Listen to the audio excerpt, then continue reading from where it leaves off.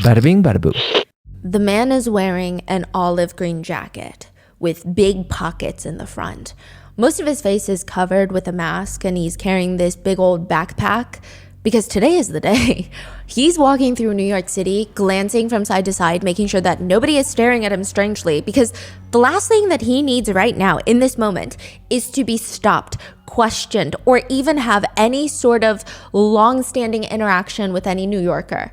Probably the worst case scenario would be an interaction with the NYPD. But he's not even trying to think about that. Because is that woman over there staring at him right now?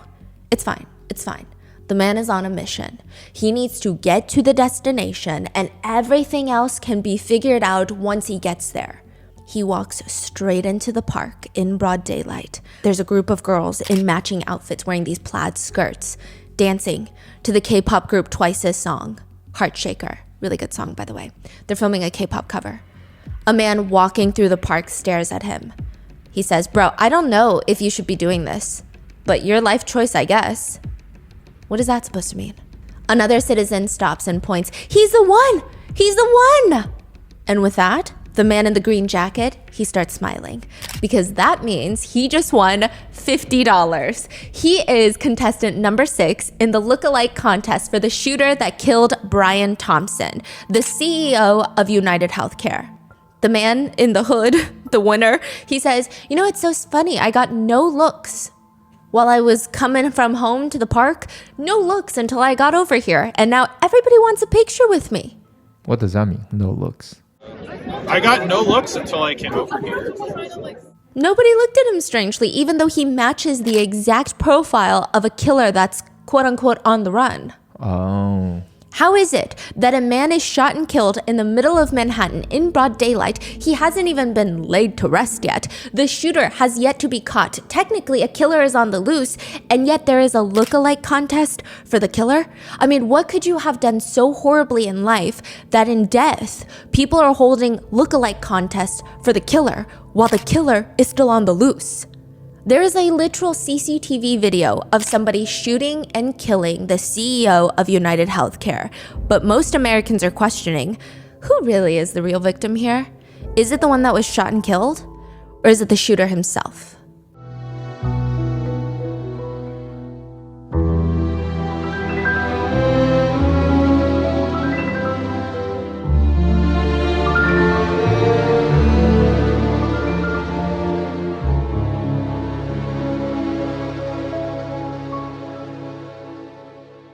I have a secret that I want to share with you. Okay, it's not really a secret, but I think more of you guys should know.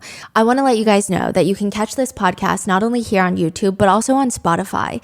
And while the show will be the same in both places, there are a few things that I love about Spotify. First of all, was the recent Spotify Wrapped. You guys have been sending me DMs and screenshots of Rotten Mango and Mott's being at the top of your podcast charts. And I just feel really connected with you guys. Secondly, Spotify is really the best platform to listen to our shows, both audio and video. Another one of my favorite things is being able to seamlessly switch between watching the video or just listening to the audio. So you can enjoy the show on the couch or on the go without missing a single beat. Also, on the creator side, Spotify has been able to give me a lot of insights into what you guys like and what you guys don't like. So it's been helping me figure out what resonates the most with you. And that's helped me shape this podcast into something that I hope you love. And I can't wait to hear what you think about the Spotify experience. Let me know in the comments if you've checked it out. And I can't wait to see your Spotify Wrap for 2025. You got to start now. We would like to thank today's sponsors who have made it possible for Rotten Mango to support the PAN Foundation, which works to remove barriers to medical treatment. They also champion policies that expand access to care. This episode's partnerships have also made it possible to support Rotten Mango's growing team, and we'd also like to thank you guys for your continued support as we work on our mission to be worthy advocates. As always, full show notes are available at rottenmangopodcast.com. A few big disclaimers for today's case. This case is currently ongoing. There's new developments every single day. If there are any major developments, which is to be expected, we're going to add them in the pinned comments below or perhaps even make a follow-up video. But most of what we could find is available publicly online, which includes netizen comments, theories, netizens' own personal experiences with healthcare in the US. And legally speaking, I am not here, nor would I ever be able to verify if each and every netizen's personal anecdote is factually correct. We trust you guys to come to your own judgments and opinions like you do with any and all cases that we bring you. And we try to gather all the sentiments on the internet as well as legacy media included so you can see the full picture of what's going on. This is not supposed to be a think piece. We're not trying to sway you one way or the other. And obviously, I think you guys are smart enough to make your own informed decisions on how you feel about something. However, it would be silly to not recognize the healthcare system to everyday Americans is, personally, in my opinion, a torture system. And I think to not even address that would be kind of goofy. Additionally, just because somebody has been arrested does not mean that they are guilty of a crime. Everybody has the right to be presumed innocent until proven guilty. And one last disclaimer. For the sake of brevity, we will be referring to United Healthcare as United, but please note that there is no relation to United Airlines, which is more commonly referred to as United. Additionally, United Healthcare is just one arm of a massive company called United Health Group. So when we refer to Brian Thompson as the CEO of United Healthcare or United, he's actually the CEO of just United Healthcare. There are other CEOs involved. There's a ton of different subsidiaries that United Health Group owns. And then there's a CEO that is the CEO of United Health Group, the whole organizational structure. So I know that some people on Twitter were getting a little bit confused because they're like, wait, I saw different names as the CEO of United Health Group, but this is United Healthcare's CEO. So this is the insurance arm. This is where people feel, I guess, more emotional about the case. But we will get into the nitty gritty of the United Health Group in a second. So with that being said, let's get into it. Goodreads is kind of like the Yelp for books. You go on there and you rate and review books that you've read, but it's also a great place to stalk someone. And I don't condone this, but you would be surprised at how much someone could gather from the types of books you read. For example, someone can see how often you read, how well read you are, what kind of genre of books you read, but those are very obvious. You can even tell if someone is more lenient and likely to give high ratings. Maybe they're generous versus someone who never gives a high rating and just has a plethora of 2-star reviews. If the Goodreads account holder leaves reviews, you can even see how they feel about certain topics, what kind of things that they pick out from a 900 page book. Some people will even take it a step further, trying to figure out someone's most favorited books, their highest rated books, and see what that says about you. Some popular book analysis on TikTok include, which are all jokes, don't get offended. If your fantasy book choice is Cruel Prince, you're a furry. I said it. If your favorite book is The Secret History by Donna Tartt, one TikToker states, you think reading classics and drinking red wine and smoking cigarettes makes you all mysterious and so intelligent, but it just kind of makes you annoying. If your favorite is A Little Life, you are mentally ill. What? It's a really sad book. You're torturing yourself if you read it. Apparently it's devastating. Now, the past few days, a Goodreads account has gone viral, which doesn't really happen. I mean, usually you have people's social media accounts going viral, but this is like someone's Yelp page going viral. But everyone on the internet is trying to decipher, crack the code to what does this mean? What does this man's Goodreads account mean? The viral account shows the man has 295 books read, logged on Goodreads, and is currently reading The Book Thief, a historical fiction about Nazi Germany during World War II. Omnivore's Diet by Michael Pollan, which is about the ethical implications of our food choices, and How to Change Your Brain by Michael Pollan, which is a very intense book about how psychedelics could be used to treat mental health conditions. It's a very interesting combination of reads. In his favorite section, you have The Lorax by Dr. Seuss, which is not just a children's book, but it's a critique of environmental practices as well as a critique of the timber industry, and it's actually a pretty anti-capitalist critique. Other favorites include The Bullet Journal by Ryder Carroll and What's Our Problem by Tim Urban. Aside from his favorite, it's clear that this man is interested in Hawaii. He's reviewed 2 travel guidebooks for Hawaii. There's self-help books thrown into the mix, as well as fitness books. A mixture of tech-related reads are on there, such as Algorithm Design, which he rated 4.16 stars. Very generous. The 4-Hour Workweek by Tim Ferriss is there. And this one is interesting because he actually leaves a little personal snippet in the review. He writes, I'm reminded of a long-standing debate at my childhood dinner table. Whenever we would eat steak, I would use my knife in my left hand and my fork in my right hand, which would infuriate my mother. She would remind me to cut with my right hand since I was right-handed and switch back and forth my right hand for each bite. When pressed for a reason why, she would reply, because that's how it's done. That's how you cut it. Dissatisfied, I would press further. She would reply, because that's proper manners. As a 6-year-old, I found this to be the most pointless and inefficient process in the world, and I would voice this opinion. Why would I switch hands every single bite to maintain some arbitrary convention? The final reply was, one day you're gonna meet a nice girl, and when you go out to dinner with her, you're gonna need proper manners. My response then, and still a fundamental belief to this day, is that anyone who cares about something so small and insignificant is maybe not someone I would want to spend my time with. This is common under 4-hour work week by Tim Ferriss. The Goodreads account also goes on to like 2 quotes, because you can like quotes from books. One reads, science fiction is already happening to some extent in our own society. Instead of removing the conditions that make people depressed, modern society gives them antidepressant drugs. In effect, antidepressants are a means of modifying an individual's internal state in such a way as to enable him to tolerate social conditions that he would otherwise find intolerable. Imagine a society that subjects people to conditions that makes them terribly unhappy, then gives them the drugs to take away their unhappiness. This quote is from the book Industrial Society and Its Future. For the full book, the Goodreads account leaves a lengthy review that becomes very pertinent.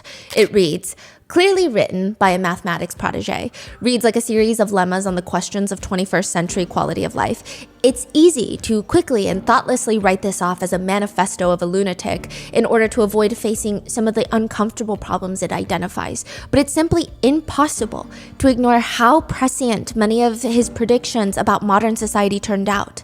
He was a violent criminal, rightfully imprisoned, who maimed innocent people. All these actions tend to be characterized as those of a crazy Luddite. However, they are more accurately seen as those of an extreme political revolutionary.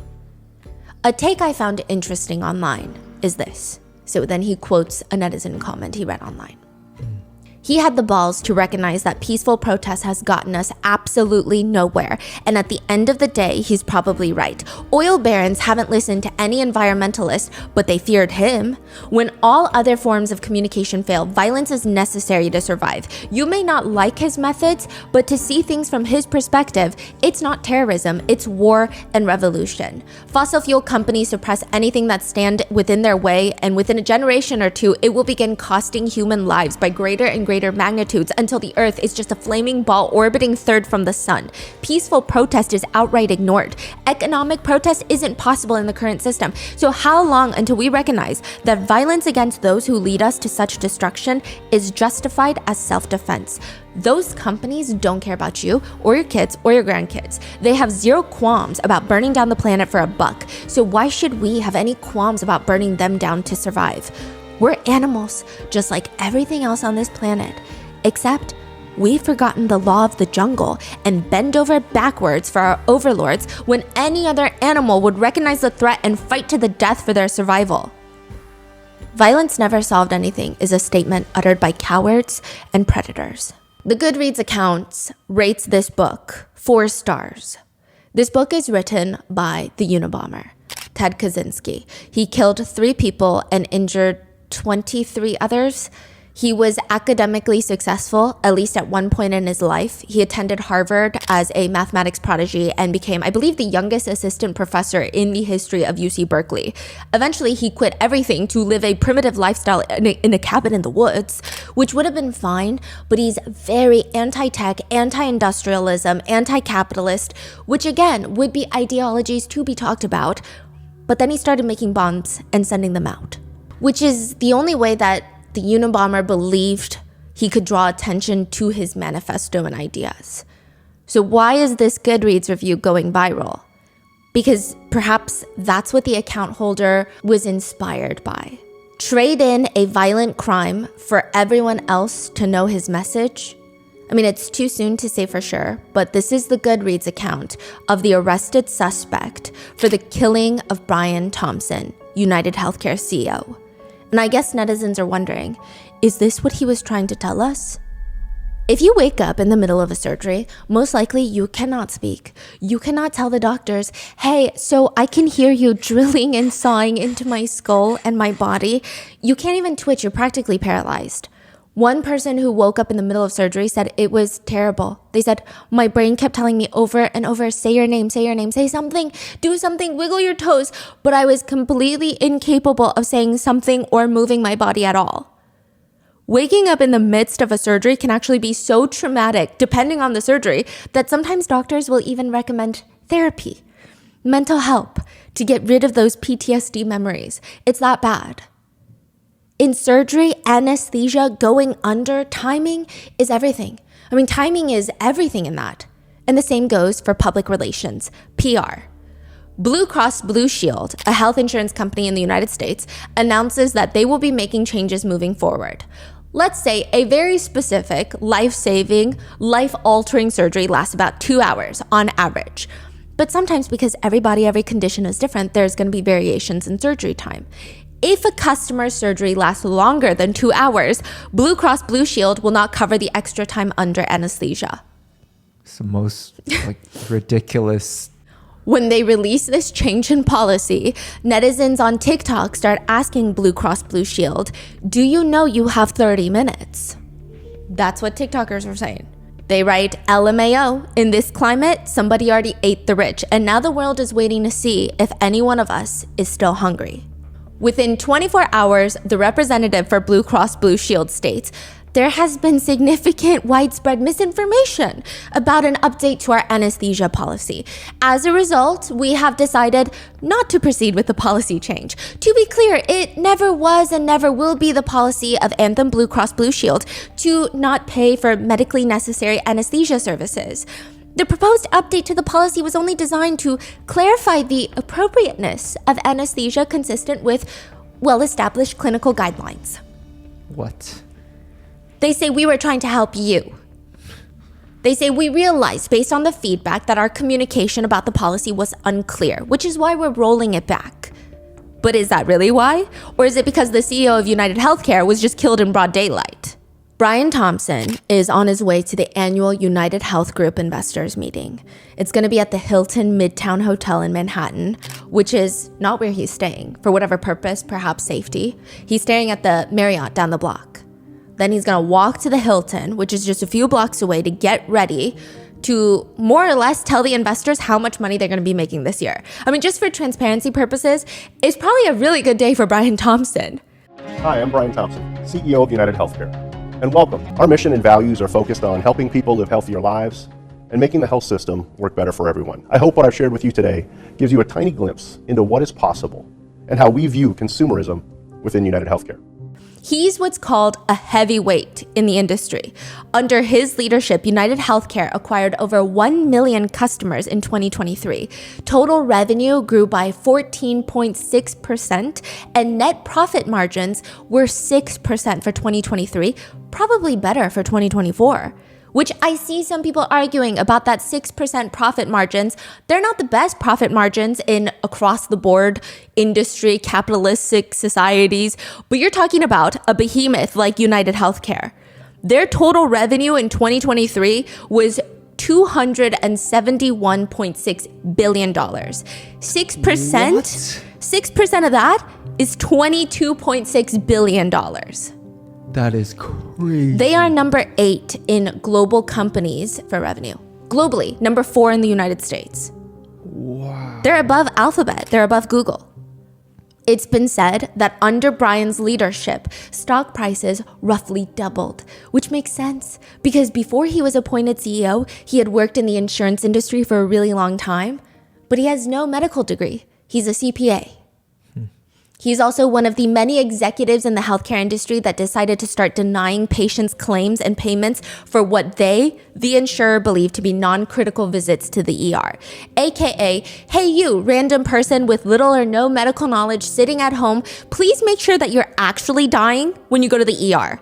Like, be for real. If you only think that you're dying 60%, maybe hold off, because if you don't think that you're gonna die, we're not gonna pay for it. If we think that you could have lived, we're not going to pay for it. So you're going to pay for it. And then you're going to be dying from the medical debt. It got so bad that the chief executive of the American Hospital Association wrote an open letter to Brian Thompson, practically pleading him. Patients are not medical experts and should not be expected to self-diagnose during what they believe is a medical emergency. Threatening patients with a financial penalty for making the wrong decision could have a chilling effect on seeking emergency care. But that's clearly not the focus of the annual investors meeting that day in Manhattan. The focus is how much money the company is making. 6:45 a.m., Brian Thompson is walking to the Hilton Hotel. He's about to reach the door when a hooded, masked man walks up behind him. First shot in the leg.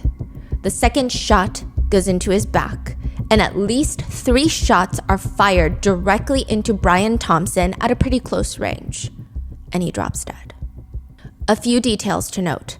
The gun appears, at least initially, to malfunction, but the suspect is able to clear it calmly. They are overwhelmingly calm, collected, to the point where some people initially believe that this is a professional job. Brian Thompson is clearly the target, and the end goal is his death. There's no robbery attempt, no attempt to even talk to him. It said the suspect loitered around waiting for Brian to arrive to the Hilton Hotel for perhaps like 5 minutes.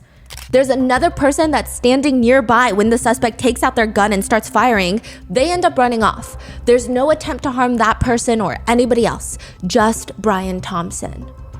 When the shots are fired, Brian Thompson is down. The suspect then walks into an alleyway before hopping onto a city bike and heading towards Central Park. Brian Thompson is rushed to the hospital where he is pronounced dead. In 2023, 386 people were killed in the city of New York.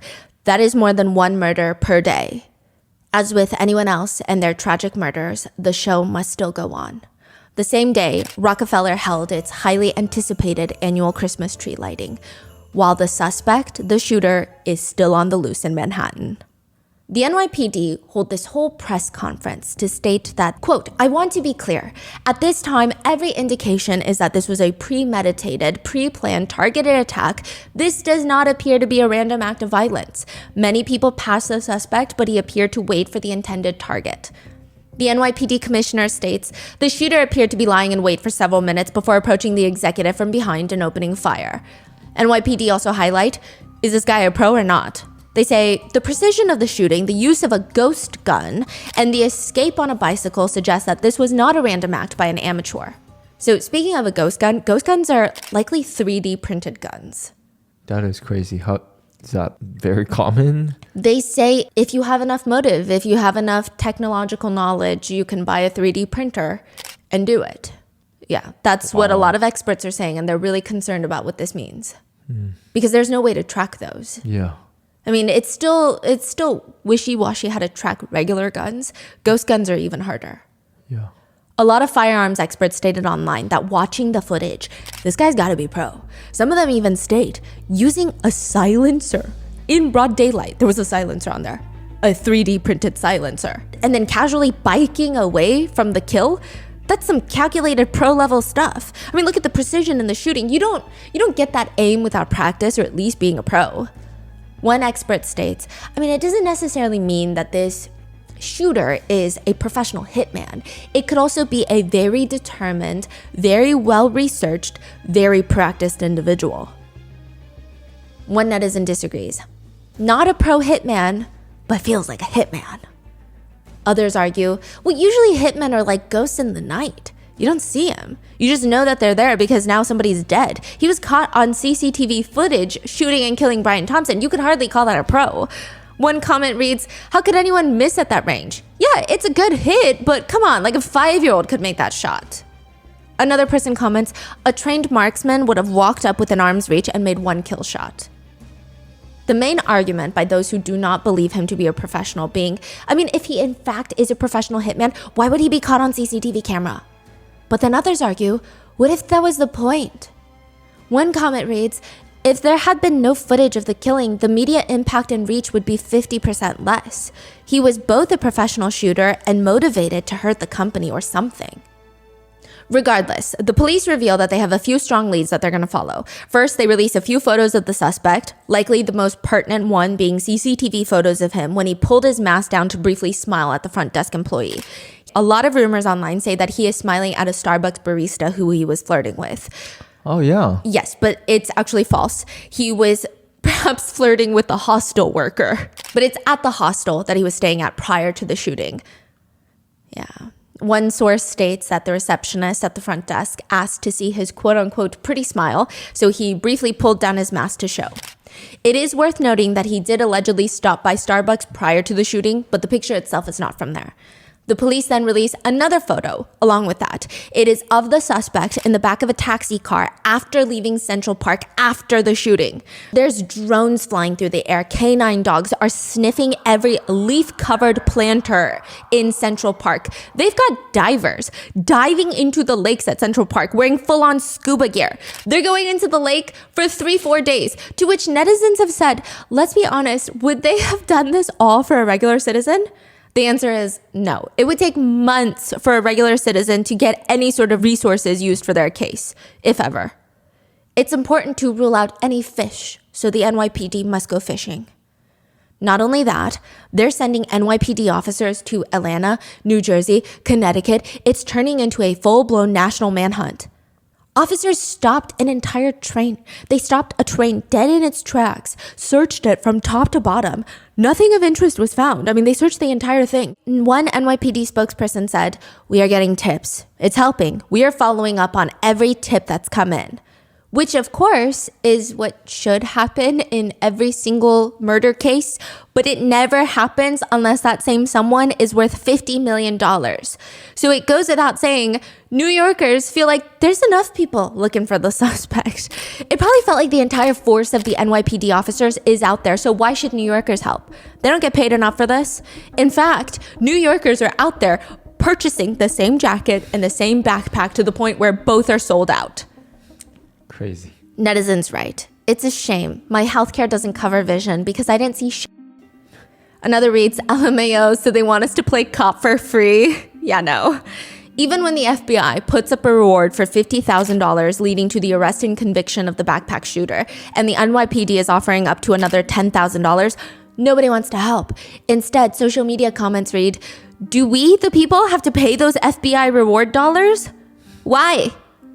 Besides, can they not just narrow down the suspect? I mean, the police know that the suspect knew that United Health Group was holding an investor conference at the hotel that day. They knew what route Brian Thompson was going to take, which means this could be one of the many disgruntled employees that were laid off for profits, or it could be a customer of United Healthcare. So that suspect list would include almost the entirety of the US population, millions upon millions of people. But the NYPD want your help. And they say that backpack is going to be a treasure trove of evidence. That backpack, I mean, it could have the murder weapon in the backpack. It could have any other identifying information in the backpack. This is going to be the big break in the case that they so desperately need. And they find the backpack in Central Park. They find it. The NYPD unzip the backpack. They pull out the first item of interest, a Tommy Hilfiger jacket. They're like, what is that? The backpack was just sitting there, Central Park. It was left. Yes. On purpose to be found.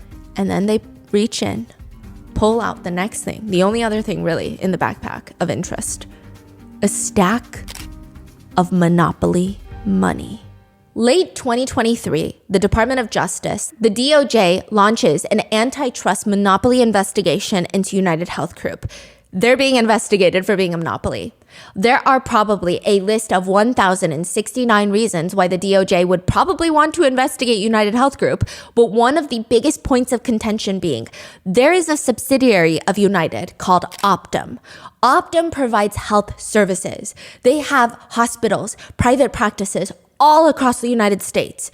Meanwhile, United Healthcare is the insurance arm. So now United owns providers, they own the doctors, they have a pharmaceutical division, they have the insurance division. They also recently purchased Change Health, which is the processing claim, like the IT division. That's where doctors go on there to process their claims to get insurance money from United. Yeah. So they own pretty much everything. It's a vertical monopoly, some would say.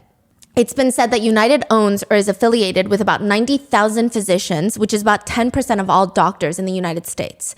The DOJ wants to know if United favors its own physician sites, directing or even forcing insurance holders to go there rather than to any other doctor or provider, even if it's better for them, to keep as much money in United's house, circulating between one subsidiary to the other, to the next, to the next.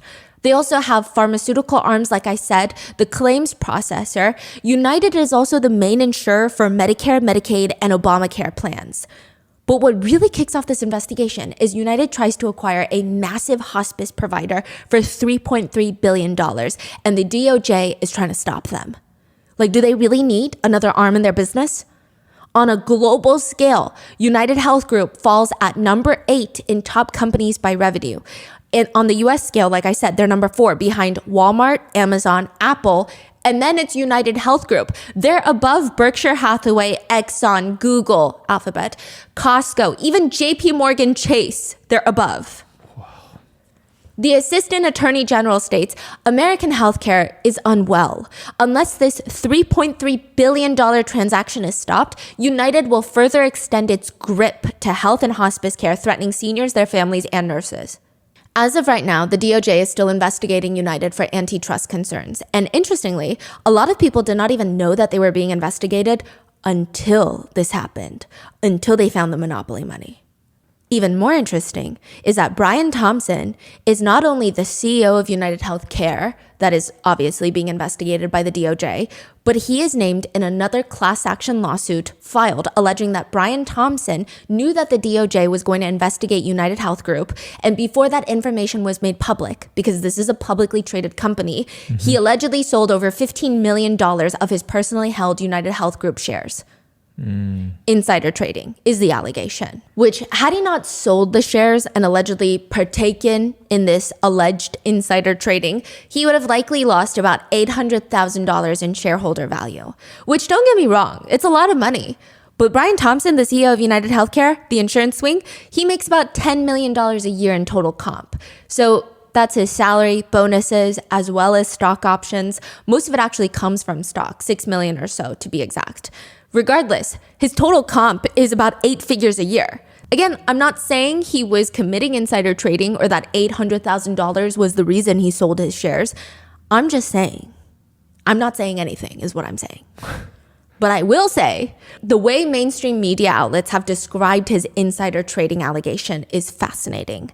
One outlet writes, Thompson found himself named in a class action lawsuit alleging insider trading. The lawsuit claimed he and other executives sold millions in stocks while withholding information about a DOJ investigation into United Health's business practices. Despite these legal battles, Thompson remained steadfast in his commitment to steering the company towards innovation and growth. His ability to lead during times of turbulence earned him respect from industry peers. That's an interesting way to look at this. I mean, should we start doing that to every alleged criminal? It's fascinating. That is the way mainstream media has spoken about Brian Thompson and his alleged crimes and ultimately his death. The sentiment cannot be shared with social media users. On Spotify, you can create these oddly specific playlists. Like there's one titled, The Masculine Urge to Stand Outside All Alone in the Snow. Another one is, Songs That Make Me Feel Like I'm Slowly Drowning in a Bathtub in a Dimly Lit Room. Another one reads, When the Zombie Apocalypse Finally Happens but You Make No Effort to Survive. Or a recently created one, oddly specific, POV taken out a CEO. The thumbnail is the picture of the suspect smiling, and there are 71 songs on there. The list of songs include Welcome to New York by Taylor Swift, Angel with a Shotgun, Do You Hear the People Sing, Trouble's Coming, and My Shot. Over 10,000 users saved it and are bopping to songs about the CEO assassin, as some have dubbed the suspect. That's what they're calling him. I mean, is this a normal reaction? I guess that's the debate here. Others are taking to Twitter to post pictures, zoomed in, and cleaned up images. Like, you know, in those movies, they like zoom in. The FBI's like, clear up the picture, unblur it. And it's the suspect when he briefly takes off his mask. And when you see this clarified HD photo, it is so clear that the suspect is Mr. Beast, Nancy Pelosi, Ben Shapiro, the cat from Sabrina and the Teenage Witch. They're just photoshopping faces onto the assassin's You're photos. saying memes. People are making memes. So many memes. Another viral tweet just reads, just left an anonymous tip and reported Amy Schumer for shooting that United Healthcare CEO. Or simply, thoughts and deductibles, praying hands emoji. I would say, after digging through the depths of Twitter and TikTok and Reddit, 70 to 80%, if not more, of the interactions on this case lie somewhere between, haha, this is great, to, not great, but I'm not going to cry about it either. Also, that meme is kind of funny. That's where I would say 70 to 80% of the reactions lie, while the others are upset that the public is condoning violence and wants netizens to take a really good hard look at the fact that he is a husband and a father. Brian's wife, I believe they're separated. Like, I don't know if they're estranged, but I don't think that they were living together. She gives a statement that says, "We are shattered to hear about the senseless killing of our beloved Brian.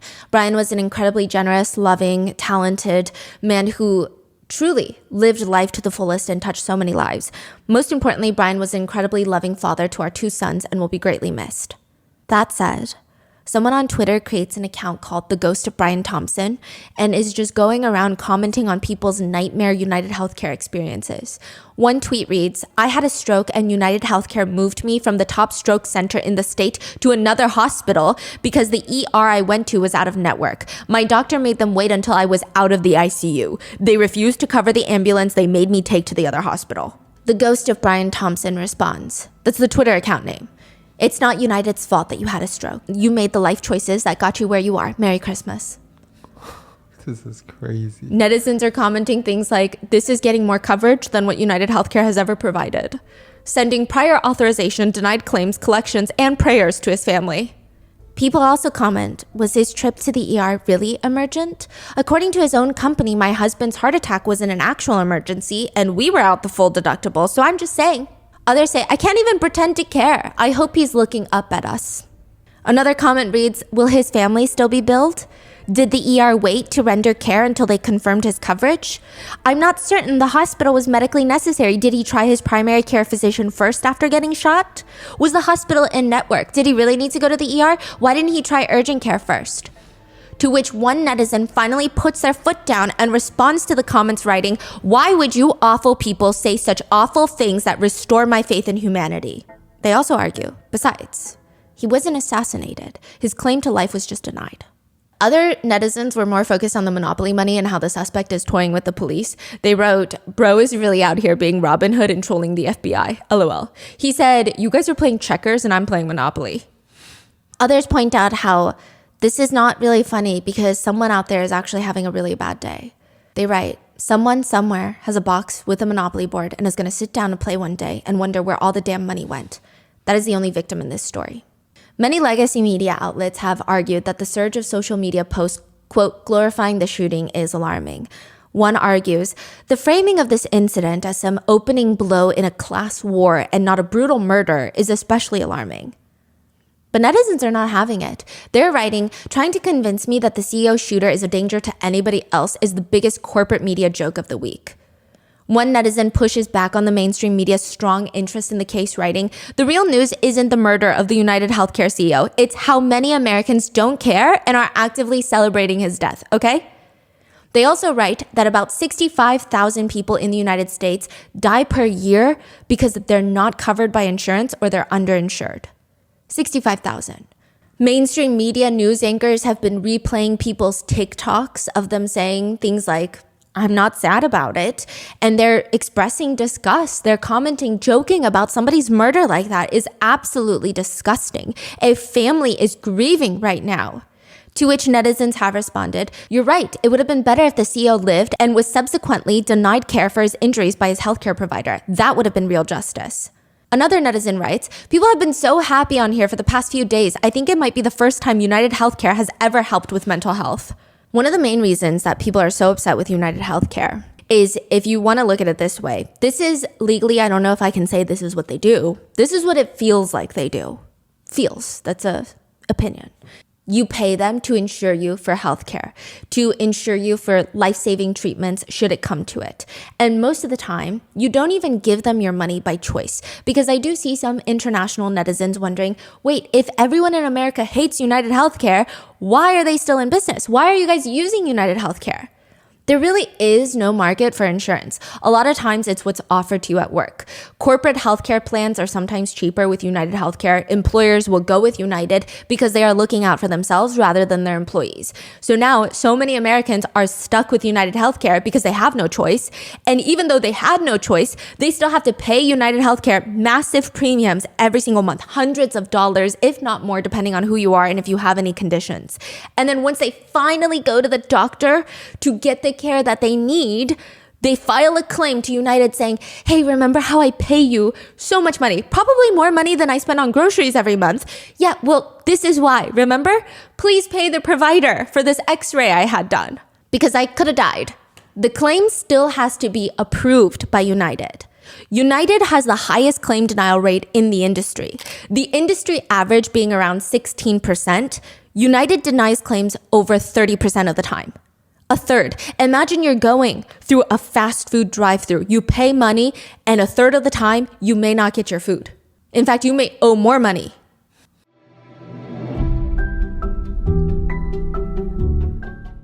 One of my favorite things is shopping for other people. But shopping for myself is an internal struggle. I think we've all had that moment in the dressing room with the LED lights and the mirrors, and you're just looking at your body from every angle and you're sweating and you have intrusive thoughts and you're like, okay, this is not a good time. I don't even know if this looks good on me. And that doesn't have to be the experience anymore. That's where Stitch Fix comes in. Stitch Fix's revolutionary online personal styling service simplifies the entire traditional shopping experience. Frustrations like sizing issues, limited stock, and unflattering dressing room lighting are eliminated. Plus, you work closely with your Stitch Fix stylist. I just shared my size, style, and budget preferences, and a personalized collection was delivered straight to my front door. I can try on the clothes in the comfort of my home, which I love. I can give my family members a fashion show, see how the colors look and feel in real life, because sometimes a sweater looks great and then it turns out itchy. This is perfect. And then I just send back the pieces that don't work. The ones that do work find their permanent homes in my closet. And the absolute best part is there is no subscription required. You can order one box, one time without future obligations. For example, you can give the gift of Stitch Fix to your mother or loved ones for the holidays. A one-of-a-kind, personalized stylist experience with carefully selected pieces, complete with outfit recommendations and styling tips. Avoid the frustrations of traditional shopping, long lines, crowded dressing rooms, and give the gift of personal styling for everyone. Get started today at stitchfix.com/rotten. That's stitchfix.com/rotten.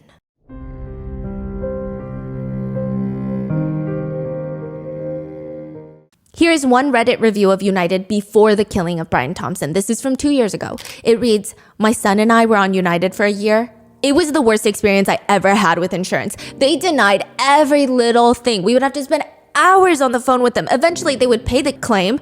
We would have to get the state insurance commissioner involved in an ER visit that they didn't want to pay.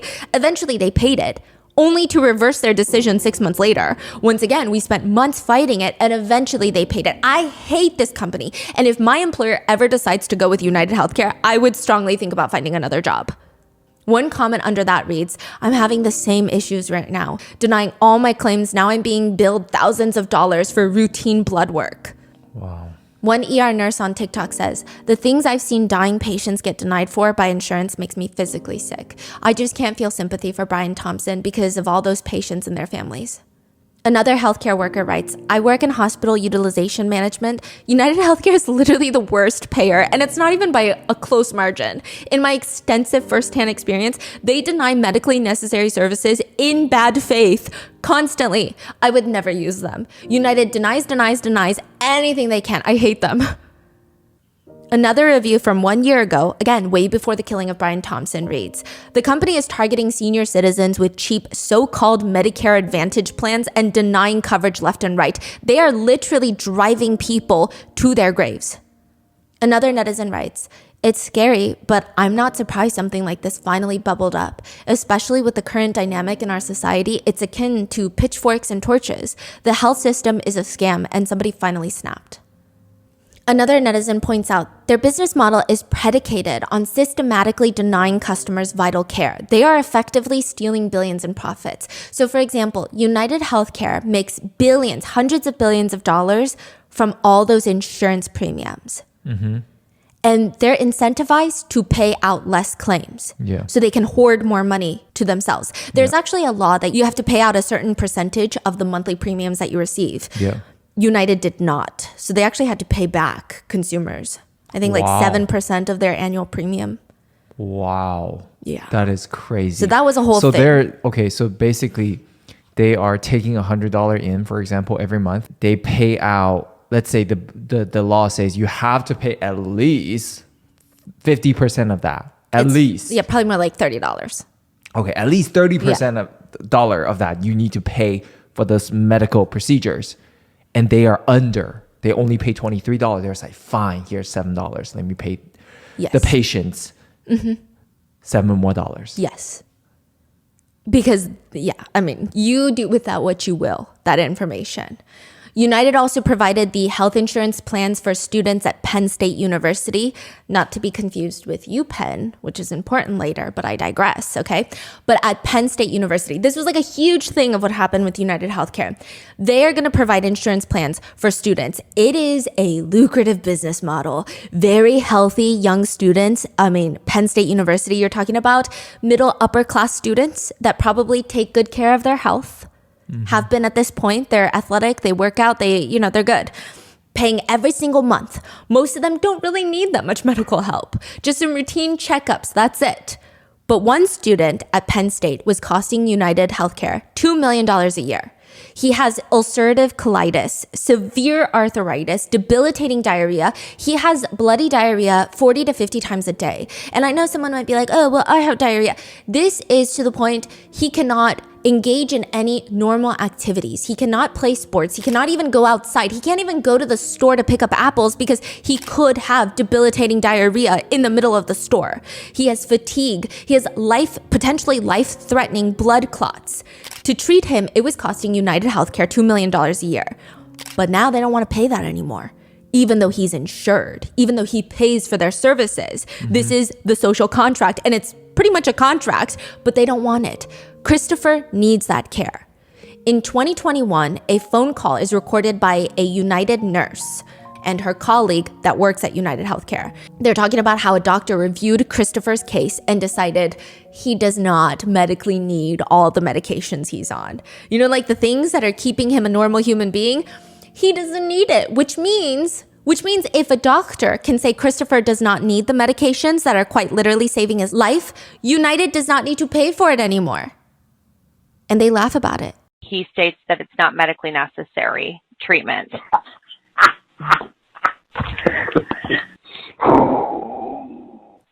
Yeah.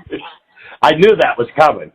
They also go on to rant about how Christopher's mother keeps calling, quote, screaming and yelling and throwing tantrums.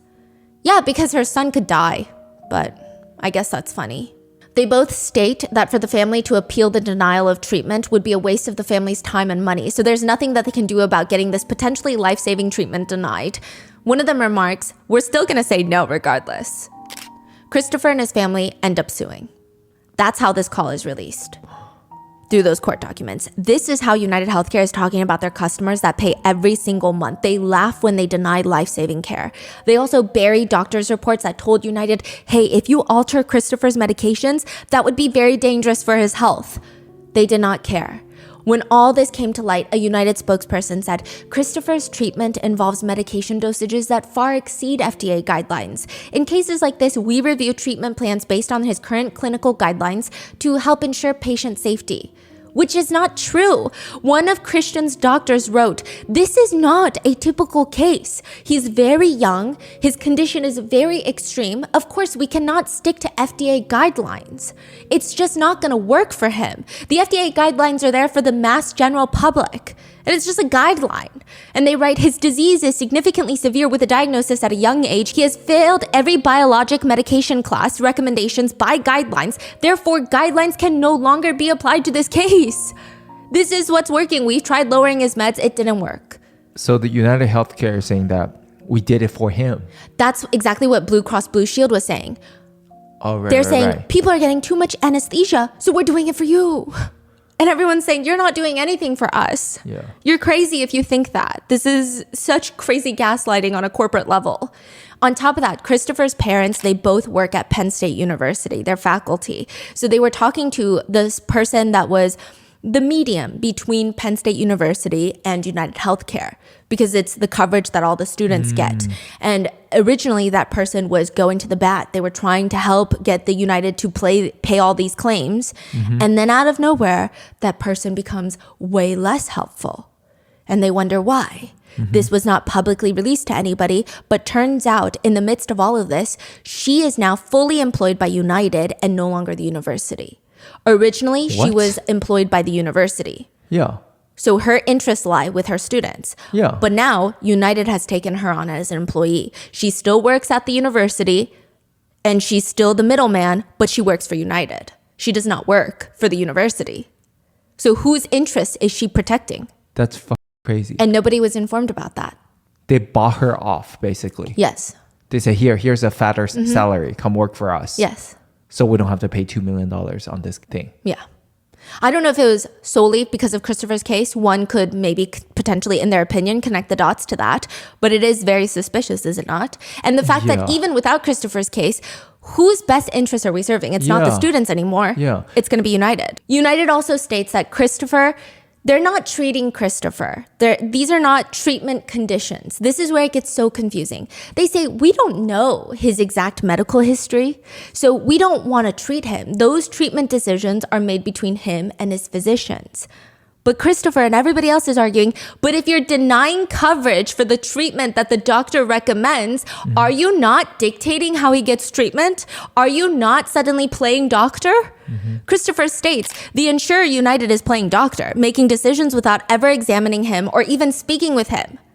Because these were the only medications that ever made him not housebound and feel somewhat normal. To return back to a state where he could not do anything, Christopher said that he contemplated self-exiting if the coverage was ultimately denied. They are still engaged in a legal battle. I believe that they settled out of court, but it was messy. One netizen states, United Healthcare, that's what it should be called. Some netizens say that the CEOs and billionaires of major corporations should feel like their actions have consequences. Not the consequence of murder, right? But it's kind of the situation of, I guess if a celebrity were to do something, there would be some backlash. A lot of CEOs and major corporations, there's some backlash, but not really. It doesn't affect them. They don't wish to be liked by the general public. Yeah. They wish for their bottom line to be fat. One netizen comments, billionaires and CEOs should see the fact that the entire internet is having a week-long celebration for one of their own's death. And they should really think about what that means. Again, that's not a threat. They're saying, think about how we got here. Yeah. Think about what you're doing with your life. But some of them have taken to making jokes, writing, my Amazon order is 4 days late, at Jeff Bezos. You seen what happened to the other guy? Stop playing. I will say most people seem to carry the sentiment, but some others disagree. One netizen rants on Twitter, United Health Group's profit margins are only 6 to 8%. That means keeping the same amount of coverage but lowering their premiums by 8% would make them completely unprofitable.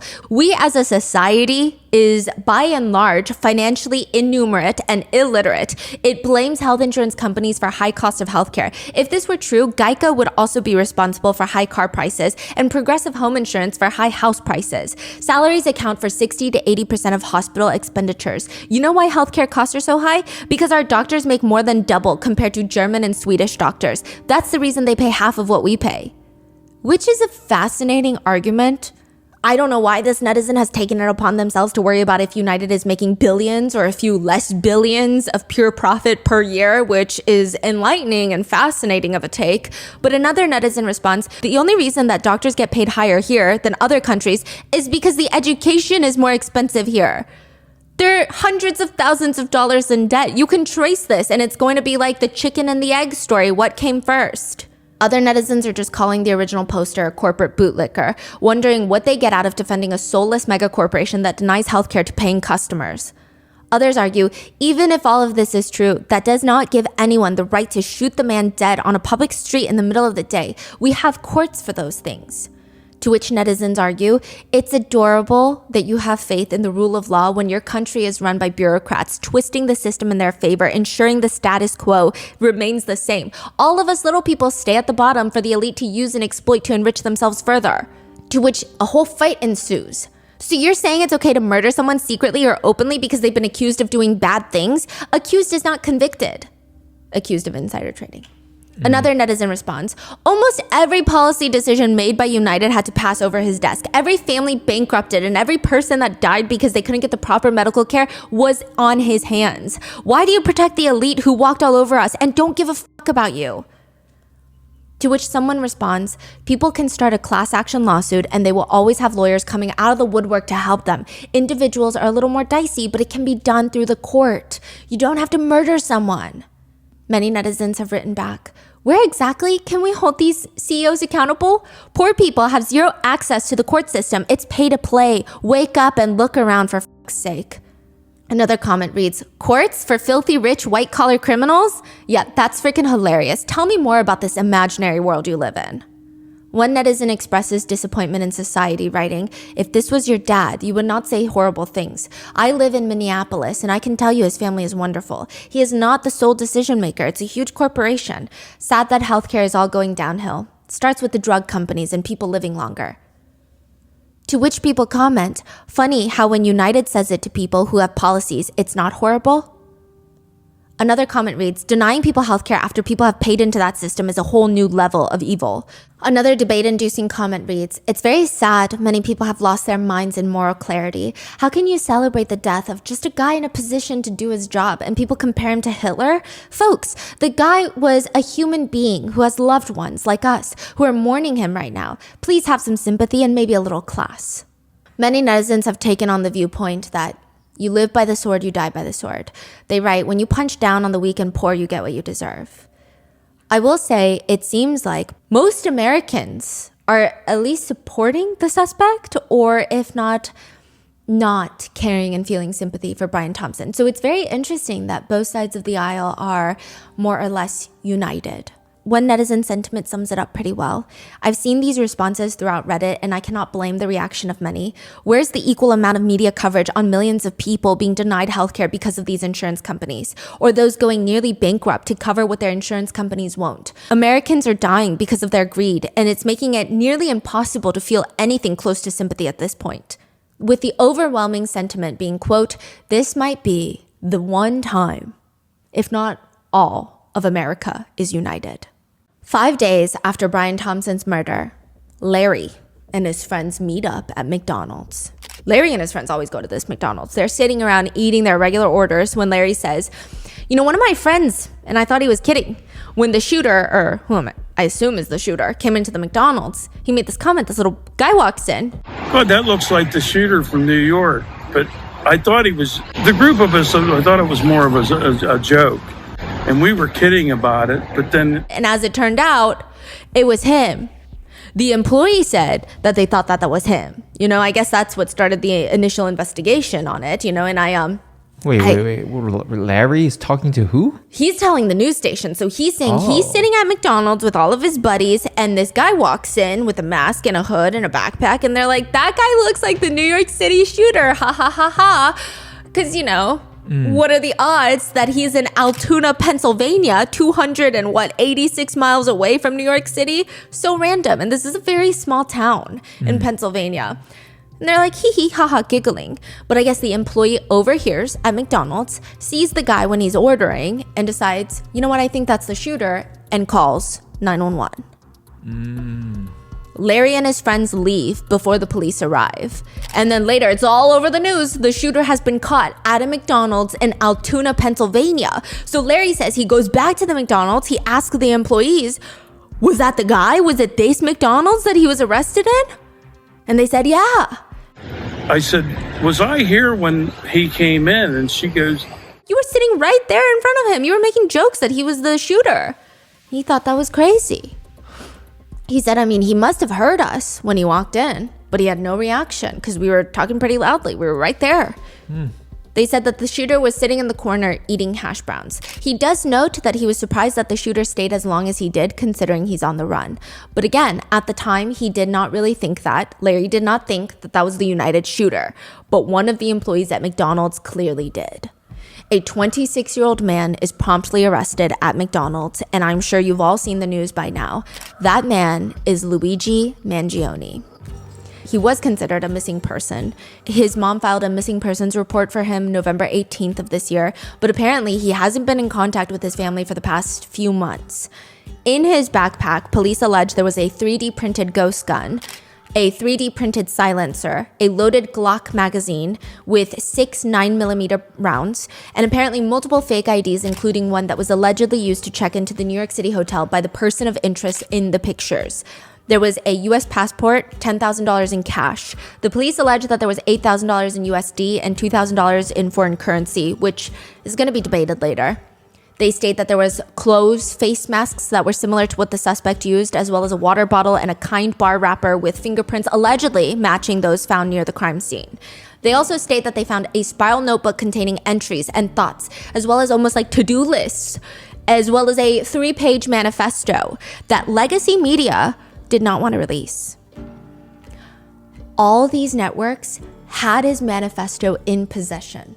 You're kidding me. They would quote from it here and there. Ken Klippenstein is the independent journalist that released it. And he writes, my queries to the New York Times, Washington Post, CNN, and NBC to explain their rationale for withholding the manifesto while gladly quoting from it selectively have not been answered.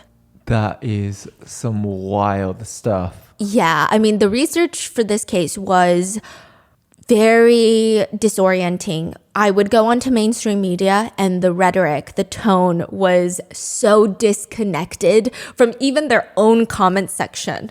Not even just Twitter and TikTok, their own comment sections. Their own audience. Their own audience is like, are you dumb? But the manifesto reads in full. To the feds, I'll keep this short because I do respect what you do for our country. To save you a lengthy investigation, I state plainly that I wasn't working with anyone. This was fairly trivial, some elementary social engineering, basic CAD, and a lot of patience. The spiral notebook, if present, has some straggling notes and to-do lists that illuminate the gist of it. My tech is pretty locked down because I work in engineering, so probably not much info in there. I do apologize for any strife or trauma, but it had to be done. Frankly, these parasites simply had it coming. A reminder, the US has the #1 most expensive healthcare system in the world, yet we rank roughly 42 in life expectancy. United is the largest company in the US by market cap, behind only Apple, Google, Walmart. It has grown and grown, but has our life expectancy? No, the reality is these indecipherable words, have simply gotten too powerful and they continue to abuse our country for immense profit because the American public has allowed them to get away with it. Obviously, the problem is more complex, but I do not have space, and frankly, I do not pretend to be the most qualified person to lay out the full argument. But many have illuminated the corporation and greed decades ago, and the problems simply remain. It is not an issue of awareness at this point, but clearly power games at play. Evidently, I am the first to face it with such brutal honesty. The spiral notebook, at least as of right now, hasn't been fully released, but there are sources that state he had brief ideas, considerations of bombing Manhattan, but decided against it because it would, quote, kill innocents. So he went for a far more targeted approach, writing, so then what do? You go to the annual parasitic bean counter convention to whack the CEO. It's targeted, precise, and doesn't risk innocence. What would be better than killing the CEO at his own bean counting conference? Which, side note, let's not forget, this is alleged. You can write whatever you want on whatever piece of notebook in your possession. That would be free speech, right? So just keep in mind, people are innocent till proven guilty in the court of law. Perhaps Luigi was so delusional that he truly believed that United's top executives gather together to count how many pinto beans they each have, right? everybody is innocent until proven guilty. You can write whatever you want that doesn't necessarily imply guilt. Or maybe he thought this was a plot of a movie that he could sell to Netflix. Again, take everything with a grain of salt. But the police are saying, this is like a slam dunk case. Just saying. In his Goodreads account, he did state that he wanted to read the biography of the creator of the atomic bomb, and he did rate the Unabomber's book 4 stars, so there's that. However, what does that even really mean, right? I could rate any book 5 stars. In the midst of researching this case was when Luigi Mangione was arrested while I was in the midst of researching, and the shitstorm just began. This man's entire digital footprint comes out within a day or two since his arrest, and probably more so trickling in now. Netizens found his Twitter account. This guy seems very normal. He liked posts about caffeine. It's amazing how caffeine really is the only drug that has reached this level of social acceptance. Imagine someone saying, the first line of cocaine in the morning is one of my favorite things in life. Or, without my morning joint, I can't function. He reliked this. Or just a forum screenshot. Again, not his words, just a repost, but maybe it can shed some light on his viewpoints. The screenshot is of someone asking the question, what are your thoughts on this quote? It is no measure of good health to be well adjusted to a profoundly sick society. Someone responds, those who feel strong aversion to adjusting to a maladjusted society are deemed mentally ill, alcoholics, substance abusers, or slackers. They are corralled into a 12-step group and or a mental hospital or placed on medication or even just shunned, all in the attempt to make them conform and fit in when what really needs to happen is change in the society itself. He reposts another quote, being smart makes you more prone to confirmation bias. Luigi allegedly elaborates on this viewpoint stating, in retrospect, it shouldn't have been surprising. Confirmation bias is what happens when that little lawyer in your head takes control of your thinking process, and smart people have a very smart little lawyer in there. To which netizens have commented, yeah, well, you better get a lawyer a call. They find Luigi's Instagram, which has since been taken down, his Goodreads account, like I was telling you, also taken down, his LinkedIn, and it shows that he graduated in 2020 with a bachelor's degree from the Ivy League UPenn, and then eventually went on to get a master's in computer science and minor in mathematics. He was even valedictorian at his private prep school he went to, Gilman.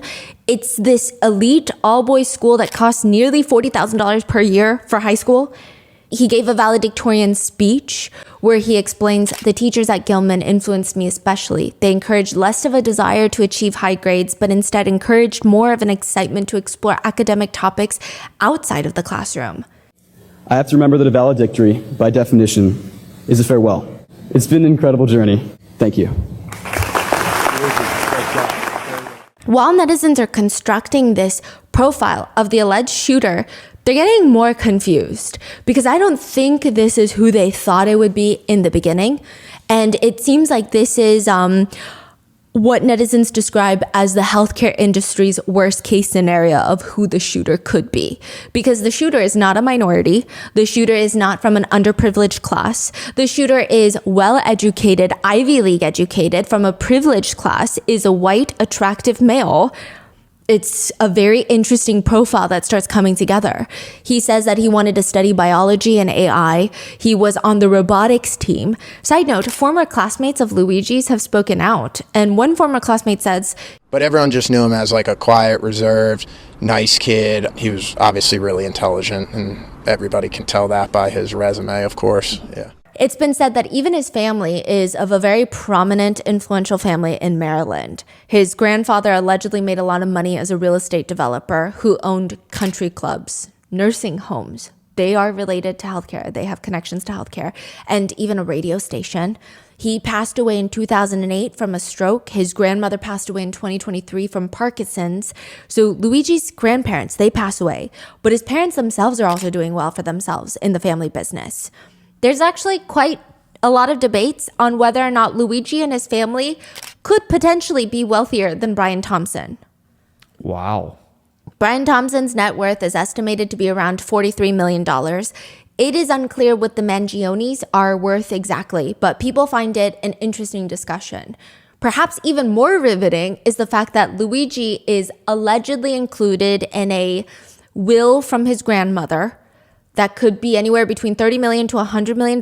It's not just for Luigi himself, but they have a very large Italian family. Anybody who is charged and convicted of a felony forfeits their right to any inheritance. So it appears that if that is true, Luigi does not care for money. Wow. And there's a lot of money in his family. They donated over $1 million to the local hospital, Greater Baltimore Medical Center. The unit for high-risk obstetrics has the Mangione family name on there. They have the Mangione Family Foundation that supports nonprofit healthcare facilities. They run a real estate healthcare connected empire with nursing homes. Even more fascinating is Luigi's immediate cousin is Nino Mangione. He's a Maryland state delegate known to be quite conservative. He describes himself as, quote, conservative Republican fighting for freedom and the future of Maryland. He actually had to cancel his political fundraisers because of Luigi's arrest. He states, because of the nature of this terrible condition involving my cousin, I do not believe it is appropriate to hold fundraising events scheduled this Thursday. I want to thank you for your thoughts and prayers and support. My family and I are heartbroken and ask that you remember the family of Mr. Thompson in your prayers. But like I said, it appears that Luigi has not been in contact with this very wealthy family because they reported him missing a month ago, and they state that they haven't spoken to him in months. And I think once people start digging into Luigi, getting his Twitter, Goodreads, Instagram, the question is, why did he kill Brian Thompson, the CEO of United Healthcare? One of the last quotes that he ever liked on Goodreads is from the Dr. Seuss book, The Lorax. It reads, unless someone like you cares a whole awful lot, nothing is going to get better. It's not. Some netizens have joked that the Lorax radicalized Luigi, but is that really why? The shell casings on the bullet used to kill Brian Thompson, there were 3 left behind at the crime scene, and there were 3 words etched into each of the bullets. One bullet says delay, the next one says deny, and the last one, interestingly, says depose. Depose means to remove someone from office or power, to dethrone someone. Oh my God, I didn't know it was like 3 separate ones. Yes. I thought it was all engraved on one of them. 3 separate ones, 3 shots fired. That's even more like a lot of thought, yeah. A lot of planning. Now, it seems to be a reference to the book called Delay, Deny, Defend, which is a book written about how insurance companies get away with denying care and denying claims. Literally, they will deny and delay the payment of justified claims, deny payment altogether, and then eventually they'll defend their actions by forcing customers to enter in these very pricey litigations that they know that they're not capable of doing. One netizen writes online, when I delivered my son 16 years ago, I had 2 different insurance plans, one through my employer and another through my husband's employer. Both of them were allegedly United. 2 plans, right? So better coverage, right? Wrong. United Healthcare spent months arguing with itself over which of our plans would cover what medical expenses, during which time the hospital were still billing me, sending me to collections, etc. My son then got sick at 7 weeks, another hospitalization, another round of arguing which plan was going to pay what. Long story short, $15,000 in medical bills within 7 weeks, 2 insurance plans, bankruptcy due to medical bills that United Healthcare wouldn't cover because it couldn't figure out which of their 2 policies was going to pay for it. Bankruptcy, 2 insurance plans, gotta love United Healthcare. Delay, deny, defend. Another writes, my mom is currently dealing with United Healthcare, saying she has almost reached her lifetime max and they will not cover anything after she reaches it. She has maybe a month or 2 left. She has stage 4 cancer and there was no evidence of disease, but she gets treatment every 3 weeks to keep the cancer away. My parents have tried everything. Marketplace insurance does not cover her drugs. She tried to get a job just for insurance, but hasn't found anything. Now we just found out that her cancer is back and she is starting new chemo. Her doctor's advice was for my mom to divorce my dad so she could qualify for Medicaid. What kind of country do we live in? What kind of company would just allow someone to die for profit? Her chemo is $30,000 a month. No one has that kind of money. She cannot get a job now because she's sick from chemo. We're hoping to figure out what to do with her. It's the last thing someone who is fighting for her life should be dealing with. Delay, deny, defend. Medical divorce is actually quite common. There was a heartbreaking story a few years ago, and this is just one story that gains a lot of traction, but this happens on a daily basis where a woman was engaged to marry the love of her life. She has brain cancer. They had this beautiful wedding ceremony, but they could not get married legally because she doesn't want to pass on medical debt to her husband. Another netizen writes, "My 52-year-old mom felt like her cancer was returning and was growing. United Healthcare denied a scan my mom needed. They were delaying it, saying she needed to wait 8 more weeks because it hadn't been long enough since her last scan. At any rate, without a scan, chemotherapy cannot be restarted or any sort of radiation treatment. We could not afford to pay thousands out of pocket. My mom was barely working. Her coworkers donated their own sick hours at work so that she could keep her insurance, because if you get fired from your job, you lose your insurance. We were barely scraping by. Things were stressful and money was already so tight, and after some ER visits and multiple medical issues, the time finally came. The time United said we could get a scan. The scans. The cancer had already spread to my mom's brain. But now it was too late for anything to be done. We were told that they would have needed to start treatment weeks ago to prevent it from getting to that point, and there was pretty much nothing that could be done now. She was the kindest and most caring person. She cared about everyone she met. One day, after we bought groceries with most of the funds we currently had left, I was driving home and she rolled down her window and handed a man without a home $20 and gave him a big smile. $20 was a lot for us at that time. She looked at me and said he needed it more than us and that we would be okay. I smiled and I nodded back. United robbed us of more time with my mom. Maybe she wouldn't have lived another year with the scan and chemo when she first noticed returning symptoms, or maybe she would have lived a few years.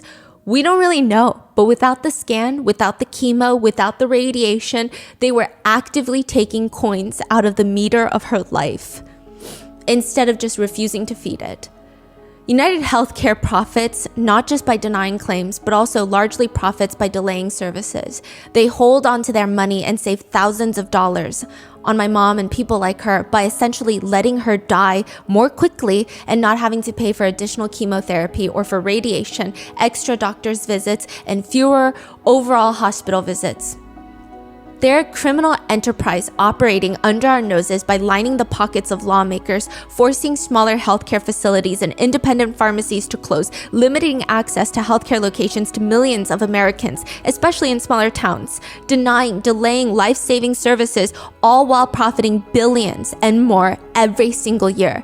That CEO died a far too quick and comfortable death in comparison to my mother and people like her who are suffering every day and barely get by financially, physically, and mentally, while modern-day mobsters toy with their lives for profit. When that shooter's story finally comes out, it's going to resonate with many of us. I've always thought myself a very impartial juror, very open to facts and fair punishment and treatment and playing by the rules. But I don't think I could, in good conscience, find this person guilty in a court of law. You may say, who are you to say he should pay with his life? I would respond with, who are you to say that my mom and innumerable other Americans should have paid with her life and by suffering just to simply line his pockets with a few extra bucks? I'm an atheist. However, it's days like this that I wish there was a hell, because it's people like the United Healthcare CEO who deserve to spend an eternity suffering for what they've done to others for their own gain.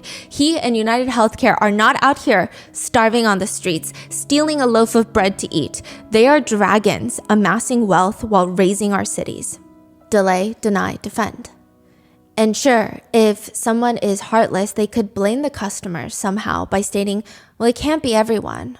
But how is it that pretty much every division that United Healthcare touches, other than the shareholders and people making millions off the company, there's at least some people with horrendous life-altering experiences, even their own employees? One alleged United Healthcare employee states that once she got a call from a customer, a client technically, who's in tears, they were telling her that they were going to die because the medication that they need to live is $1,500 a month. They don't have that. And United, the people that they pay to be insured, won't cover it. She says her superiors told her the only appropriate answer for someone like that is to tell them, contact the drug manufacturer and see if they'll give you a manufacturer's coupon. The same alleged former United employee states that a man had called in once crying, stating that his doctor told him that he needs to get this very specific medication, but it's not covered. She Googles it, sees that there's a brand name version and a generic version. United will cover the generic version, not the brand name. And instead of thousands of dollars a month that he cannot pay, it's going to be $20, $30 a month, and United has to cover the rest.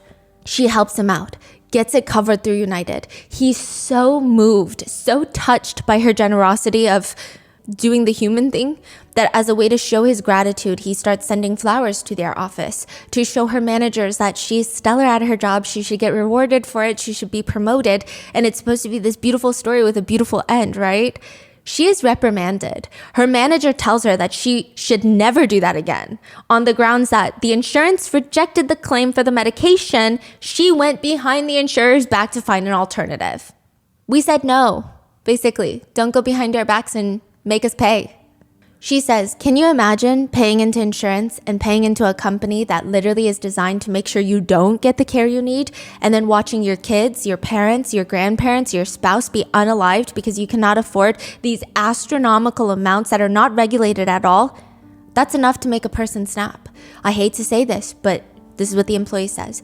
Former, if you play devilish games, you're going to get devilish prizes. Another alleged former employee of United says, the call that broke me was a woman calling in about a bill she received. Her 6-year-old just died from a brain tumor, and they were planning the funeral when they got notice that they were being sued by a doctor because United Healthcare hadn't paid a nearly $1.4 million claim. I couldn't really help her. Our call center was just for checking if something was in network or covered, but I could see her claim. One person remarks that the bullet casings having words engraved on them is, quote, that's what we call poetic justice. For a while, there were speculations that Luigi Mangione had United Healthcare and had encountered some of these insurance nightmare stories like everybody else. But it's been stated that he was never a customer of United. However, netizens are still putting the dots together. According to his Goodreads, in 2022, Luigi starts reading books about chronic back pain. The first is Crooked, Outwitting the Back Pain Industry and Getting on the Road to Recovery, and Back Mechanic by Dr. Stuart McGill. Also, Why We Get Sick, the hidden epidemic at the root of most chronic diseases and how to fight it. His X account header is an x-ray photo of someone's back that shows 4 giant screws in the lower spine, which appears to be from a back surgery that he might have had to treat a condition called spondylolisthesis, which is when one of the vertebrae in your spine slips out of position. It starts putting pressure on the vertebra below it. So your spine is made up of 33 stacked bones called the vertebrae. Your vertebrae are linked together, but they can move depending on how you move, change your posture. But if you have spondy, is what they call it, one of your vertebrae moves more than it should and slides out of its usual spot. It's now, the real pain happens when that puts pressure or even pinches a nerve in your back. Can it be like repositioned? Through surgery, which is rough. Oh, that's why there's the screws to position it. And once you screw it in place, I mean, you lose a good part of normal mobility. I mean, I guess it depends per person, but it's pretty rough. A lot of doctors don't recommend surgery because it's not going to be fun afterwards either. One doctor states the condition can be very painful if the nerves are pinched. Putting weight on your spine can hurt a lot. It's an excruciating type of pain, and it doesn't go away with conservative management. Medications aren't going to help. Injections aren't going to help. It can lead to high impact chronic pain. This is chronic pain that will impact daily acts, schoolwork, daily self-care, work. These people are more likely to struggle with mood, with one's ability to get restorative sleep, to manage the distress and anxiety that can naturally occur with pain. That's going to be disrupted. You can't even sleep. Another doctor states, for someone with spondy, physical therapy can be excruciating and won't necessarily help. It's sort of like a torture. Luigi had briefly done a remote stay in Hawaii as he was remote working. He was staying in this dorm-like structure with a bunch of people that were working remote. And the landlord of that structure says, when I first interviewed him, because they all have to be interviewed, they want everyone to get along. It's like a co-living situation.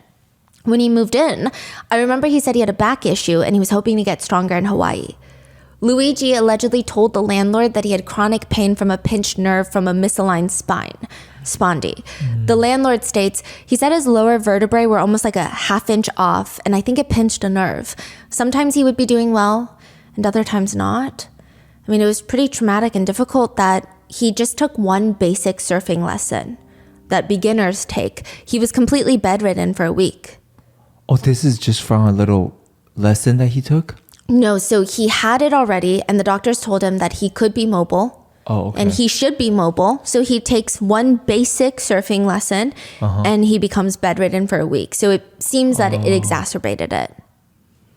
He went on to say that Luigi, quote, he knew that dating and being physically intimate with his back condition was not possible. I remember him telling me that, and my heart just breaks. He said he felt sad for Luigi because Luigi is this young, smart, accomplished, upbeat engineer. He seems very much into being active, fitness. He loved hiking, surfing, all of these things, and he can't even do that anymore. But he does remember that Luigi told him he was going to get spinal surgery in 2023. So he texted Luigi. This is after he moves out of Hawaii. Luigi just responds, long story, when asked about how the surgery went. No more text messages after that. No matter how often he tried to contact Luigi, he would text him, yo, you awake? Where in the world are you? Nothing. Radio silence. Netizens were quick to find a Reddit account called Mr_Cactus that seems to belong to Luigi. He apparently liked to post about travel gear, Pokemon Go, spinal pain. Everything adds up. Age, college, what he was interested in. In one forum about spondy, Luigi allegedly writes, I first aggravated my spondy 1.5 years ago after a surfing incident. My back and hips locked up after that accident. And my whole lumbar and hips have been out of whack since then. Something is probably putting pressure on the sacral nerves that innervate the groin and butt area. He responds, yeah, it was when I was surfing about 1.5 years ago. Basically, the extension movement destabilized my spondy. A few weeks later, I slipped on a piece of paper and my right glute locked and right leg shut down for a week. I couldn't support any weight on it. Eventually calmed down, but the stability was compromised and the glute keeps thighs in place, I guess. He warns other Redditors, if there is anything tight in your hips, maybe check it out with a PT. Not to scare you, but, you know, my numbness has become constant. Numbness in his body. Wow. In another comment, he explains how he wants to get surgery because, likely he's in a lot of pain and cannot even be mobile. When there's a Redditor talking about how their surgeon won't operate on their back, he comments, keep trying different surgeons. If your back is broken and it's unlivable, age has nothing to do with it. Good surgeons understand this and will operate you based on your symptoms and anatomy. Tell them that you're unable to work. Do your job. We live in a capitalist society. I found that the medical industry responds to these key words. I can't work. It's impacting my ability to work and make a living far more urgently than you describing unbearable pain and how it's impacting your quality of life. Or plan Z, fake a foot drop or piss yourself. This is the absolute nuclear option, but there comes a point where it's just ridiculous that people won't operate on your broken spine.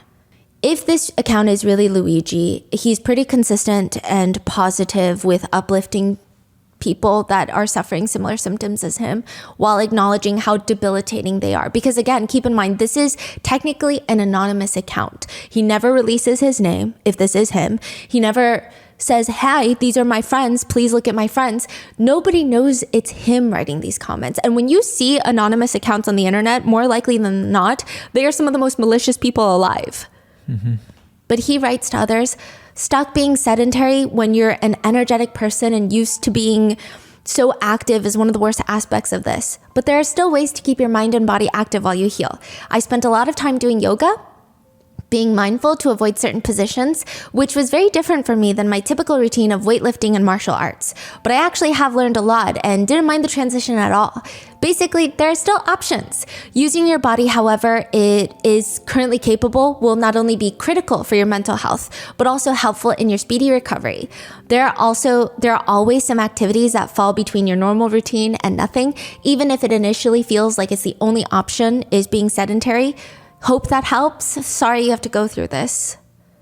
In another forum about sleep and discipline, It reads, why do I feel like vomiting sensations throughout the day if my sleep the previous night is not good? Luigi allegedly comments, this has been happening to me since high school. I'm currently in college. Any night I would sleep less than 6 hours, which is a conscious choice, not unexpected poor sleep, I would feel nauseous. Is that unusual? I thought it was normal, to be honest. This is where it gets very interesting. A lot of people with chronic back pain have commented that it's not just your physical that declines. When the pain is so bad, you lose cognitive focus. It's not like you can lay in bed and still have a whole wonderful world in your mind, or be able to be on the internet and be a part of society in some way. He comments on a post about brain fog, and he writes, significant cognitive decline. Any thoughts? That's what the original poster writes. Luigi allegedly responds, I have been experiencing symptoms of brain fog since I was 15. I'm also a very critical, logical thinker like yourself. My symptoms were very minor at first, and I was able to excel in high school, but the symptoms worsened exponentially last year after my fraternity's very tame Hell Week. I simply wasn't able to recover from a week of disturbed sleep. It's absolutely brutal to have such a life-halting issue, especially since the issue itself wears down the critical and logical thinking mind you'd usually use to tackle the problem. The people around you probably won't understand your symptoms. They certainly didn't for me. As each test came back negative, the doctors won't have a clue what's going on. I'm sure you already know most of this, but basically, I just want to say that you're not alone. Stay strong. If you ever want to talk, I'm sure there's a lot we can learn from each other's stories. He further comments that it could have been when he contracted Lyme disease when he was 13 years old. That's when he started noticing the cognitive decline. He says, after my symptoms severely worsened last year, I underwent several rounds of blood tests. 2 of them included Lyme. I'm not sure the specific test, but the results were negative. Do you think this definitely rules out Lyme, or is it possible to still have Lyme given negative results? Okay, the brain fog thing, I see a lot of people making fun of it on the internet, which I think is crazy. I know brain fog sounds like a silly little issue. I've personally dealt with long bouts of brain fog. You don't even recognize yourself. You want to pull out your hair. It impacts even the way that you see yourself, your whole identity, self-identity even. It was quite unexpected and unusually painful. He writes, working through the brain fog to get my degree has certainly been tougher than anything I ever thought I could handle. Granted, I went from almost entirely A's at a tough school to just passing my classes and not understanding anything, putting in probably twice the amount of work. There were quite a few times that I considered dropping out, but ultimately I decided that dropping would be much worse. The days when I don't have any work seems to be the worst. Struggling to understand lectures and homework is difficult, but having the same level of difficulty when trying to watch YouTube or read an interesting book is even worse. I can't even enjoy my free time. I think it's important to hold on to everything for as long as we can. Every year I've improved as a person, learning new things, meeting new people, etc. Last year, I ceased to tackle anything new and simply held on to what I had built up over the years. Soon it might be impossible to even pass my classes. At that point, it seems like the no-knowledge lifestyle is the only option, as you say. I also used excuses for why my grades started tanking. I used to tell my friends that GPA doesn't matter much for computer science, so I don't care. By hiding the symptoms, though, I stopped myself from getting advice from them, which has definitely turned out to be helpful. He's saying it's embarrassing, but just tell your friends, don't make excuses, because they could help you. He says, at the same time, hiding your symptoms only makes it harder for people to believe you once you finally reveal it to them. Last year was when it all started. I used to play chess daily against my roommate. I used it as a metric to see how the brain fog was improving. Eventually, I just stopped, since I could never ever remember any strategy. He would use the same moves against me day after day, and I just wouldn't remember them.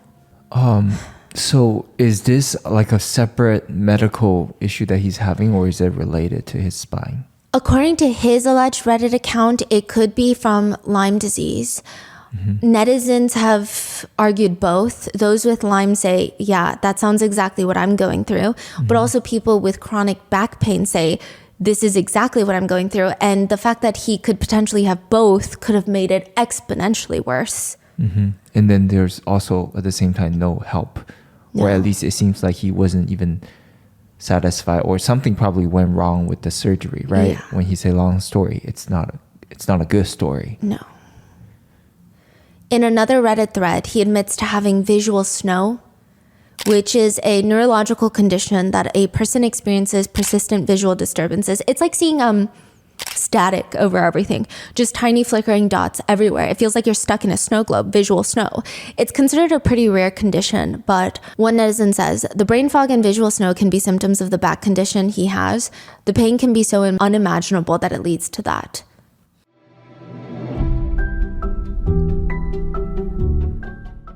I talked about this in the past, but my family has a history of Alzheimer's, and it's made all my family very active in thinking of different ways to keep our brain alive, keep working and learning new skills, trying to find scientifically proven ways to keep our brains functioning at its optimum healthy levels. And did you guys know bilingualism is associated with a smaller rate of cognitive decline in older adults?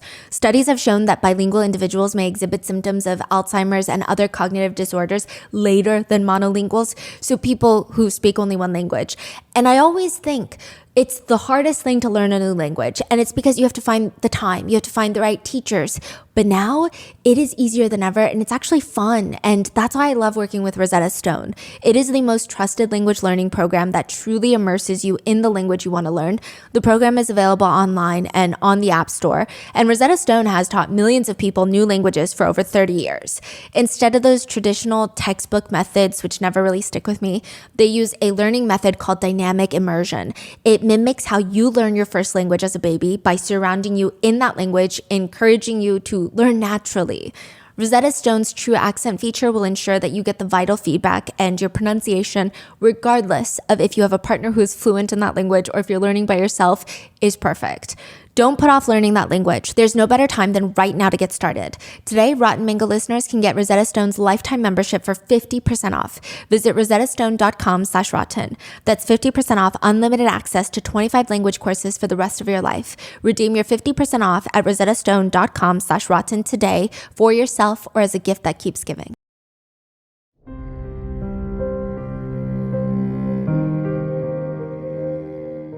Small Business Saturday just passed, and it reminded me of a very interesting fact that you can use at your trivia night next time. Did you know that small businesses employ half of the nation's workforce? I didn't know that. They're really the foundation and backbone of, I guess, like the whole economy. And if you've been thinking about launching that hand crochet business that you have dreamed about for years, or maybe selling your artwork on a professional scale, you guys always tag me in your artwork, and I'm like, how are you not, like, I want to buy this artwork. You're so talented. And the time could be now. With the new year coming up and Shopify's holiday special, make your any sized business dreams come true. Shopify is the most user-friendly e-commerce platform designed to help businesses of all sizes create, manage, and grow their online stores using these customizable templates. A lot of you guys may know that we've been loving Shopify for some time now. When we sold Grandpa Mango's limited edition art prints, Shopify took care of all the nitty-gritty tedious stuff. For example, everything was user-friendly, but this was just the chef's kisses, and it was the inventory tracker. It managed all of that and even provided alerts for when something is low in stock, so that allows us and you to focus on sending out more orders and doing all the fun stuff in a business.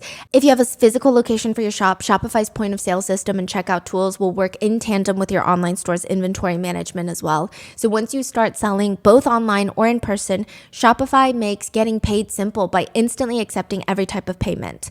The time is now. Make your any size business dreams become a reality this New Year's with Shopify. Sign up for a $1 per month trial period at shopify.com/rotten, all lowercase. Go to shopify.com/rotten now to grow your business no matter what stage you're in. Shopify.com/rotten.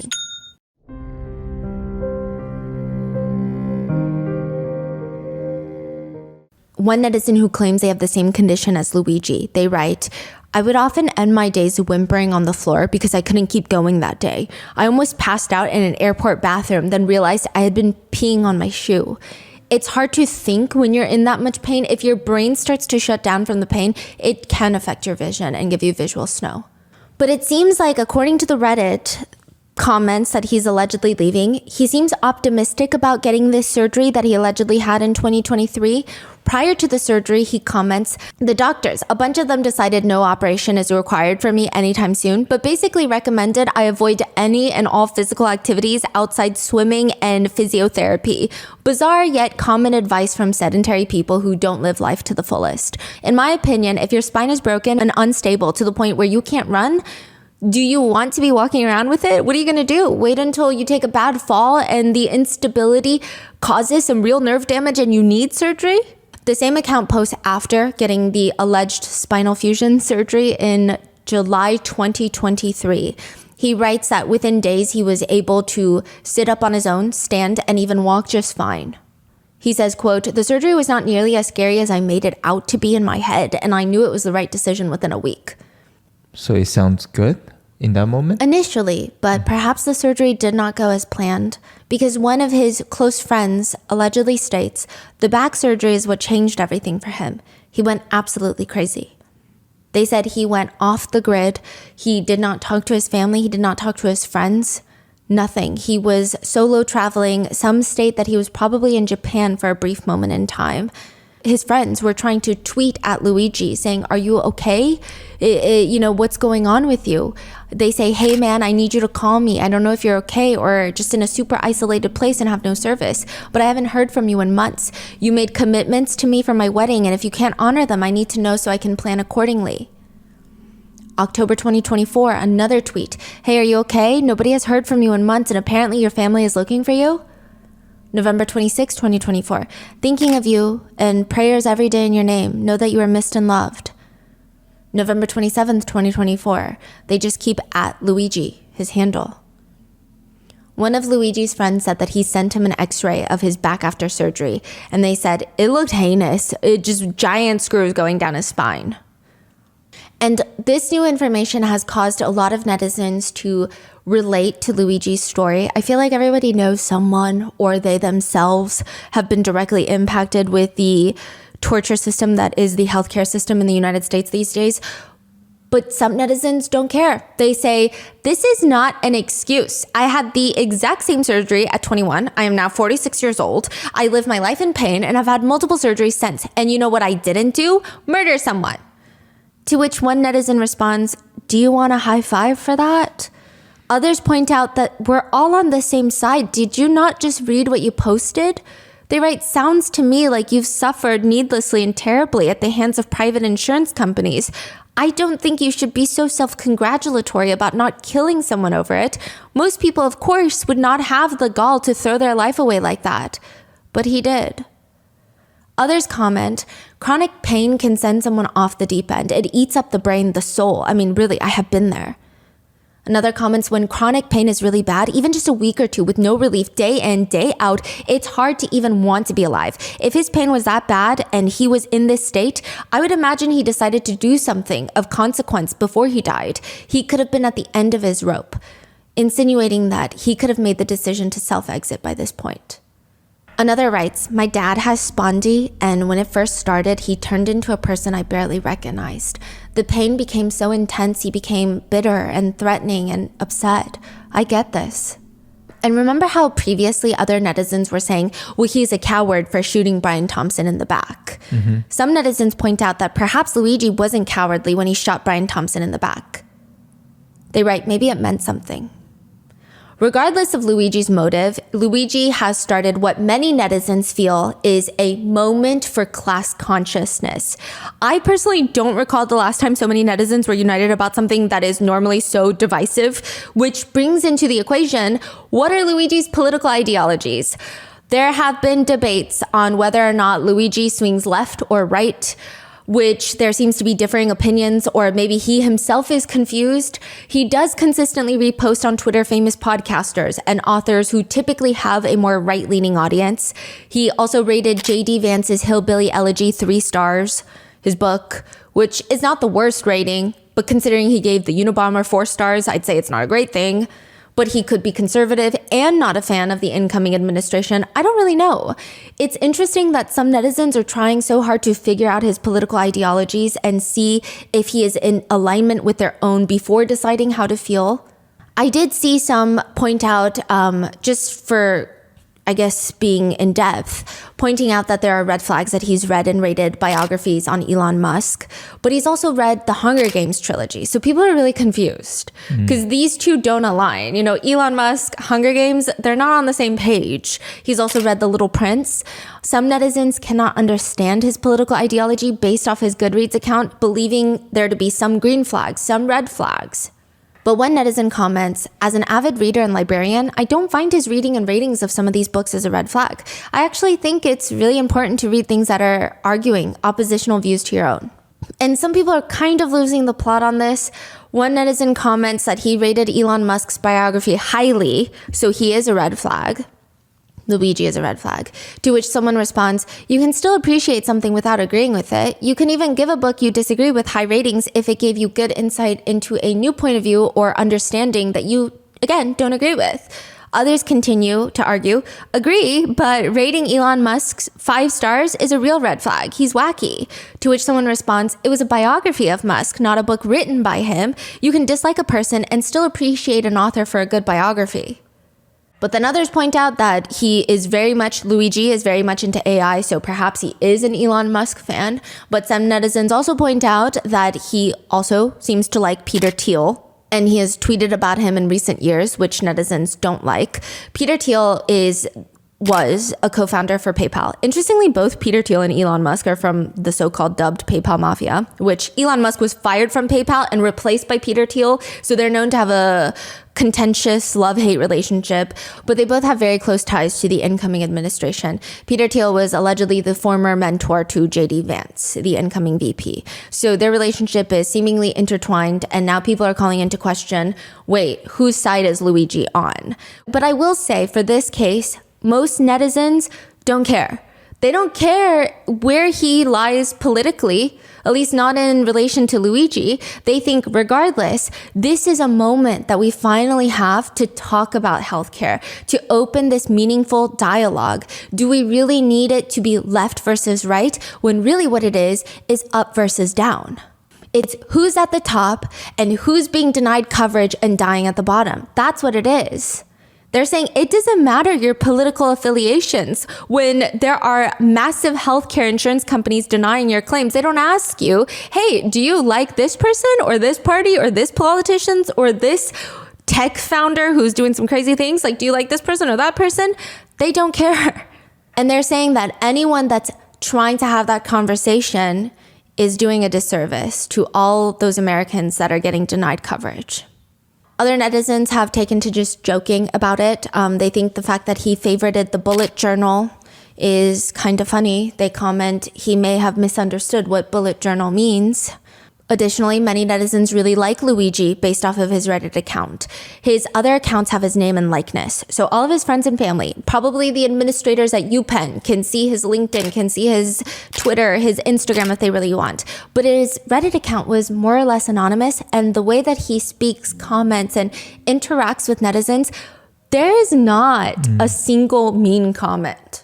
Yeah, you can tell what kind of person he is. Yeah, they believe he's a decent guy. He would tell strangers on the internet, you'll do great, whatever you decide. We can't be afraid to live our own lives to the fullest. Of course, always feel free to DM me if you have any questions in the future.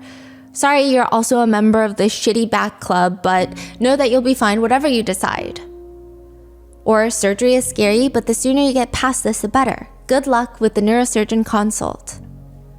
Did you see the Chinese girl? Yes. Okay, so there was this Chinese post that went viral on Red, which is a Chinese social media app, and she was talking about how her friend was at the same Hawaii dorms that Luigi was in, and the post has been slightly mistranslated. It's come onto American social media stating that the girl was talking about how Luigi was so sweet. Everybody called him sweet. He was down to earth, very smart, very brilliant.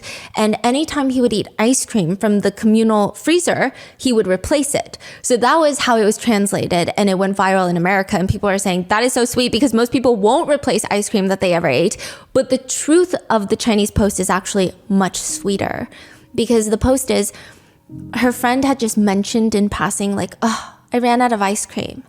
And Luigi came with ice cream, and it was really well decorated. He took painter's tape, because I guess he didn't have ribbon lying around, because who has ribbon lying around? And he used the painter's tape to wrap it and do a little painter's tape bow at the top. But some netizens don't agree, writing, the guy pops out from behind a car and shoots someone who is defenseless in the back, killing him. And Reddit is over here saying, what a kind guy. I'm not sure kind is the right word to describe a killer who made generic supportive comments on Reddit. Another comment reads, yeah, he committed cold-blooded murder because of his overwhelming kindness. But a lot more people are supporting Luigi. Even in the same facility that Luigi is being held in after his arrest. He's in Pennsylvania as of filming this. He's fighting the extradition to New York. If he goes to New York, he's going to be held at Rikers Island. But the inmates of that same compound, they're screaming out the window towards the reporters, Luigi's conditions suck. Free Luigi. Luigi's conditions suck. Free Luigi. Which one netizen comment reads, inmates shouting free Luigi and not free us should tell you everything about that man. But this interview by News Nation is actually quite fascinating. I've never seen an interview conducted in this manner.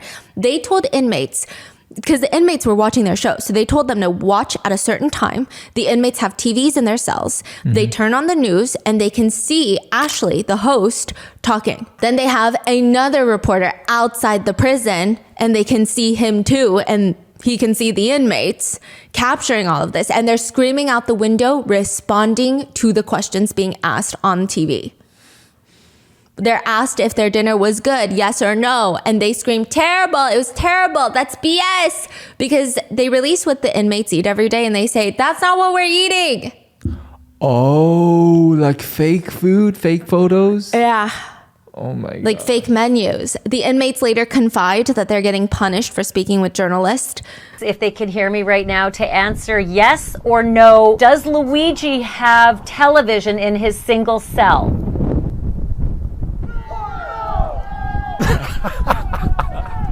Yeah, this whole case is becoming more and more thick and crazy. So while inmates are allegedly getting punished for telling reporters to free Luigi, many security firms have stated that there's a lot of fear. Corporate leaders are now grappling with one critical question. How vulnerable are we? One security firm states, companies that adapt quickly and take proactive steps to mitigate risks are not just protecting their executives, they're safeguarding their futures, such as Meta, that spends more than $24 million a year on security for its top executives. But for the major corporations that don't, they seem very nervous. Some top corporate security providers have reported a massive influx of calls from potential new clients. To put it simply, every C-suite executive at any major corporation now wants a bodyguard. Which, of course, netizens think is just dripping in bloody irony. Other netizens think it's slightly reasonable, considering new wanted posters have popped up here and there in New York City. Wanted posters for top healthcare CEOs. It shows Optum Health CEO, the CEO of United Health Group, Andrew Whitty, so Brian's boss's bosses, and wanted posters with the now late Brian Thompson with a big red X over his face. The wanted posters read, wanted, denying medical care for corporate profit. Healthcare CEOs should not feel safe. United killed everyday people for the sake of profit. As a result, Brian Thompson was denied his claim to life. Who will be denied next? Deny, defend, depose. I will say, I guess subjectively this could be argued as being threatening, but I've never seen the NYPD so up in arms about something. The way they talk about these wanted posters is so bizarre. So outraged by these wanted posters, which again, I guess you could say they're not in good taste, but to be that enraged? Just so ironic. So ironic. If your ex-boyfriend made a wanted poster with your face, a regular civilian on there, posted them all over New York City, you probably wouldn't even be able to get a restraining order. The NYPD would be like, well, did he kill you yet? No. Did he commit a crime yet? No. Freedom of speech. Moving on. Next. Get out of our precinct. Isn't that what some people are saying? Like they couldn't get them, like that this ex-boyfriend is harassing me for years and they wouldn't do anything. Nothing. And here they are just up in arms about these wanted posters. So again, I think they're just making the situation worse. Alongside that are pictures on social media that are circulating of the salaries of the 8 biggest health insurance CEOs, along with their names and pictures, which is not illegal, by the way. These are publicly traded companies. They are required to release, I think, at least their CEOs and I think like a handful of their top executives, along with their salaries. This is public information, but NYPD does not like it, stating this has the capability to inspire a variety of extremist and grievance-driven malicious actors to violence. It's clear the police are very upset. And the netizens have said, matter of fact, let's talk about you too then. The NYPD budget for 2024 is $6.3 billion of taxpayer money. They say, what are you doing? NYPD alone is $6.3 billion? NYPD. A year. 1 year. That's insane. Wow. Yeah, and now netizens are saying, what are you doing to solve regular everyday people's murders, huh? Do you send scuba divers into the lakes at Central Park? Because that's our first time seeing that. Netizens also feel the way NYPD acts like they took a dangerous criminal off the streets before he potentially harmed normal people like you and I is goofy. The officer that arrested Luigi in Pennsylvania, his name is ironically Officer Fry, and Luigi was arrested at McDonald's, so people think the plot keeps getting thicker. He says, I can't say I was expecting it by any means, but it feels good to get a guy like that off the street, especially starting my career this way. Officer Fry just started his career? That's crazy. Which a lot of people believe highlights, again, how not in sync, out of touch, frankly. They're not saying risk your life and don't arrest people that need to be arrested, I guess, right? But they're saying, why make this statement? Say nothing. If you have, say nothing. They're saying the police, big corporations, mainstream media are so out of touch with public sentiment. Again, not saying that if someone is committing a crime, the police should do nothing about it. Just, I mean, there's got to be a better way for him to have said something about it without saying, yay, I might get a promotion so early on in my career. So great. One netizen comment reads, the NYPD just proved they have the resources to solve any murder by catching Luigi Mangione. Interestingly enough, they only seem to care to deploy them when the victim is worth $50 million. But another comments, this has so much more to do with the embarrassment and scrutiny this brought onto the NYPD than his net worth. This happened in the open brazenly in Midtown Manhattan. If NYPD did not catch this guy, they would look really, really stupid. As for how they caught Luigi, it seems to be just a phone call from a McDonald's employee that some people call a rat. But the NYPD says a combination of old school detective work and new age technology is how we caught Luigi. The police commissioner continues, we should never underestimate the power of the public to be our eyes and ears. Now the case will continue through the criminal justice process, and while we are proud of today's accomplishment, we must of course remember that there is a family in mourning.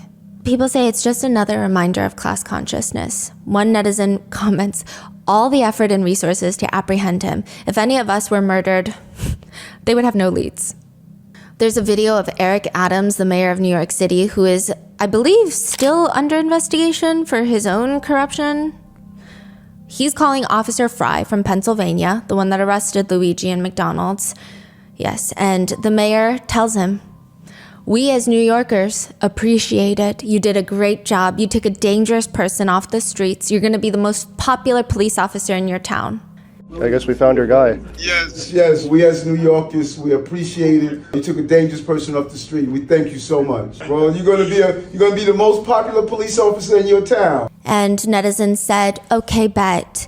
And the police have been receiving threats for arresting Luigi. So I guess popular is subjective, right? Another disconnect between mainstream media and most netizens as well.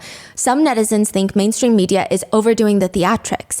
Mainstream media writes that Luigi was a video game assassin. They write he once belonged to a group of gamers who played assassins in the video game. You scroll down, what's the video game, you ask? Among Us. This is so dumb. Yeah, I don't even know what to say. The McDonald's in which he has been arrested in has been flooded with one-star reviews. Some of them read, McDonald's has a very big rat problem. More like Narc-Donald's, like a narc. Deny, defend, oppose, diarrhea McDonald's.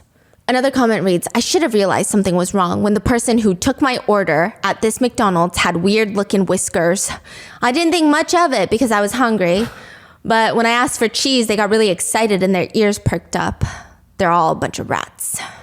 Review, Rat 1, Humanity 0. This McDonald's is officially the worst place on earth. I walked in for a McChicken and what did I get? A front row seat to a Rat Olympics floor routine. A little demon sprinted across the dining room like it had unpaid rent. Frickin' rat. Why go here when Taco Bell is just across the way and they know how to keep their mouths shut? It's just a rodent convention in there. A lot of people are really upset because technically there is no legal duty to report someone. If you think you see someone that resembles the guy that the authorities are looking for, you have no legal duty to report them. I mean, to be fair, you can't hide them in your home and get away with it. But if you just see something, you don't have to report it. So they're wondering, why did the rat from McDonald's, they say rat from McDonald's, call and report Luigi? On top of that, they think it's because, the $60,000 reward? Well, guess what? The real news is they might not even get it. They might not even get it. Why? So they call 911 instead of the tip line. Mm-hmm. And usually the government goes through so many hula hoops to try and not give you the reward money. Oh, okay. Yeah, delay, deny, defend is what the United States will do. Basically, yeah. And it's like you have to wait until they're convicted. There's so many legal little hoops that you have to jump through. But one comment reads, if they get the money, whoever receives that money, I hope they use it for their health and still end up in debt due to denied claims. Then you have netizens posting pictures of Luigi and where he was the day of Brian Thompson's shooting. People have been photoshopping shirtless Luigi into their pictures, writing, "What a busy month it's been. Special thanks to Luigi for his help on December 4th from 6 a.m. to 6 p.m. What a long shift to never leave our site, not even once to even use the restroom. Customers really enjoyed your catchphrase, Luigi. I'll never go to New York City, and the only thing I hate more than hoods on jackets is guns." Very weird thing to say constantly, all day long to the customers, but also very funny. Put on a shirt, you goof. Yeah. Other netizens think this whole thing is crazy. Some netizens are still not over the fact that there was a lookalike contest in Washington Square Park for the shooter, writing, "Our generation is so unserious. But in a way, aren't we all him? Imagine he was actually there and didn't win." Others had very fascinating ideas, writing, "Oh my God, this is literally what I was LOLing about last night. What if all the New Yorkers just cosplayed him indefinitely? The CEOs would be having nervous breakdowns." Others say during his trial, we listen and we don't judge. Others didn't care for his lookalikes. They just cared for Luigi's looks, which fair points are made by some netizens. Objective attractiveness is objective attractiveness, I guess, okay? They comment, "He is only guilty of being hot." Another one reads, "Your Honor, my client Luigi Mangione is innocent. He was just demonstrating the true power of having looks that could kill. The only thing criminal is his bone structure." Another comment reads, "Good luck finding 12 jurors that don't want to fuck him." Yeah. Others believe that Luigi could be on the stand testifying and they would just hear blah, blah, blah. Whatever you say, handsome. Yeah. And another comment reads, "My only question is, does he have a GoFundMe?" Which there have been funds popping up here and there, but I will say I don't think Luigi will be using them. He does have 2 attorneys representing him already, and they are paid for. We don't know who's paying them, likely his family. I can't 100% verify this, but it appears he might have been streaming the song Criminal by Britney Spears prior to his arrest. Really? Which would be not fantastic, NYPD. Be deplorable, NYPD, if you are listening to this. We should actually have a whole press conference about it. Other netizens point out things they find ironic or funny about this case, which nothing is funny about this case, NYPD. But they write, "I think Luigi Mangione rating the Unabomber's manifesto a 4 out of 5 on Goodreads is so funny to me. It's like, yeah, that was pretty good, but I could do better." One slightly unhinged, but I guess understandable netizen writes, "Currently consulting with an Etsy witch to get you out of this. Be strong, Luigi." I just think it's so fascinating that, this is the public reaction, right? It's so insightful. I think it says a lot. It's a lot to be studied. Yes, so much to be studied. And what is to be studied is the healthcare industry. So what's very fascinating and truly angering for a lot of people is even with this debate, I will say the people making the memes and editing Luigi, it's definitely a smaller group of slightly more extreme, people. I wouldn't even call them extreme, just funnier people, I guess, right? But the generic public is, I'm not going to be sad about it. I'm not going to be sad about Brian Thompson's murder. And we should have these conversations about healthcare. Now, mainstream media is just picking from these memes, posting them on their little TV channels and saying things like, the system is broken. We can all agree on that. But murder is wrong. And they're so focused on the reaction of netizens that all they have to say about healthcare is the system is broken and we can all agree on that. Why don't you talk about how the system is broken? Why don't you talk about anything else? Yeah. It's so goofy. No one believes you if you say stuff like that. Other netizens are just shocked and left rethinking their standing on this. They comment, okay, the CEO assassin is actually finer than I thought. Like, they could never make me hate him. So what now? Luigi has been charged with forgery, carrying a gun without a license, false identification to law enforcement authorities, and with tampering in Pennsylvania. Prosecutors have filed murder charges as well as other charges against him in Manhattan. He is fighting his extradition to New York City. Side note, there were a series of released mugshots of Luigi. One of them appears that he has urinated on himself. And some people were making fun of him, saying like, there's no way he's the CEO assassin when he peed himself when he got arrested. He's baby. But a lot of netizens who have dealt with chronic back pain and spondy and spinal fusion surgery, they say that for about 2 years, you cannot hold in your pee. And it's actually a really big part of chronic back pain that nobody talks about, because as an adult, you're expected to do certain things, and it really does break your own identity, and it is humiliating.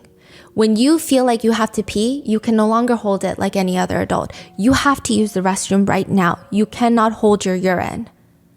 And they believe that the police would not let him use the restroom. And he peed himself.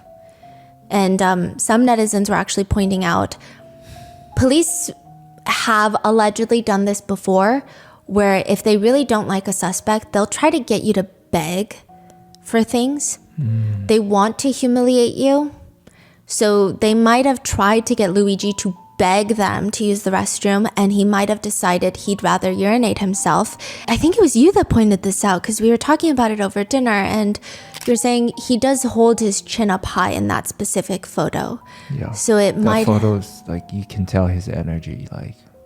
I'm not going to beg, and I'm not going to... So, again, we could be speculating and we could be wrong, but something to note. During Luigi's first court appearance, it's been reported that, quote, prosecutors tried to highlight the $10,000, the $8,000 in USD, the $2,000 in foreign currency that was found on him. Also, they said that he had a Faraday bag, which blocks electronic signals. The prosecutors suggest criminal sophistication with what was found on his body. Apparently, Luigi added during his first court hearing, this is when he didn't have an attorney, he said, I'd like to correct 2 things. First, I don't know where any of that money came from. I'm not sure if it was planted. And also, that bag is waterproof, so I don't know about criminal sophistication. Then during his next hearing, he's heard yelling while the cops slam him up against the wall. This is completely unjust and an insult to the intelligence of the American people and their lived experience.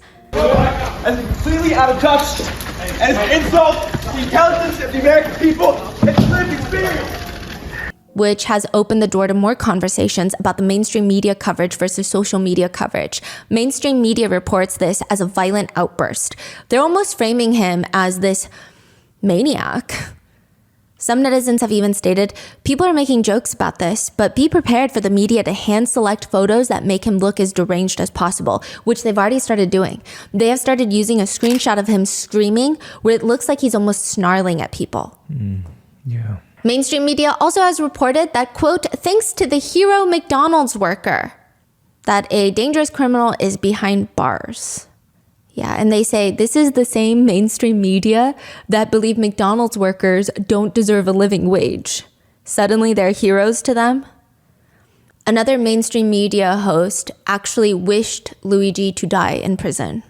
He has been denied bond at his arraignment, and his family, Luigi's family, has made a statement saying, unfortunately, we cannot comment on news reports regarding Luigi Mangione. We only know what we have read in the media. Our family is shocked and devastated by Luigi's arrest. We offer our prayers to the family of Brian Thompson, and we ask people to pray for all involved. We are devastated by this news. In Pennsylvania, Luigi is represented by Tom Dickey, one of the few attorneys in Pennsylvania that's qualified to do death penalty cases. Not that this is a death penalty case as of right now. It wouldn't even be in Pennsylvania, but just to show he's a very qualified attorney. When asked if the so-called manifesto is enough evidence for the police, Luigi's attorney states, I know you can't tell, but I'm 5'6". But I could write on a piece of paper that I'm 6'5" and all other kinds of stuff. Yeah. So he's saying you could write whatever you want on a piece of paper. How is that evidence? Oh, okay. Yeah. So a lot of people really like his attorney because the way he's just so blunt for lack of a better words. Yeah, and he seems like he's having a good time with the media. As for evidence, he says he has seen no evidence against his client. He holds up both of his hands like he's trying to catch a ball. And he says, look, zoom in. This is all the evidence I've seen. You can look on this table, and here's all the evidence I have right here, guys.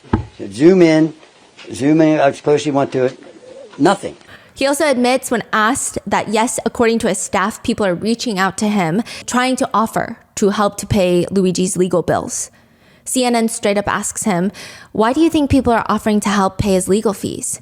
He responds, the Supreme Court says all these rich billionaires can give all kinds of money to candidates, and that's free speech. So maybe these people are just exercising their right to free speech and saying that's the way they're supporting my client. Which kind of shuts CNN up pretty quickly.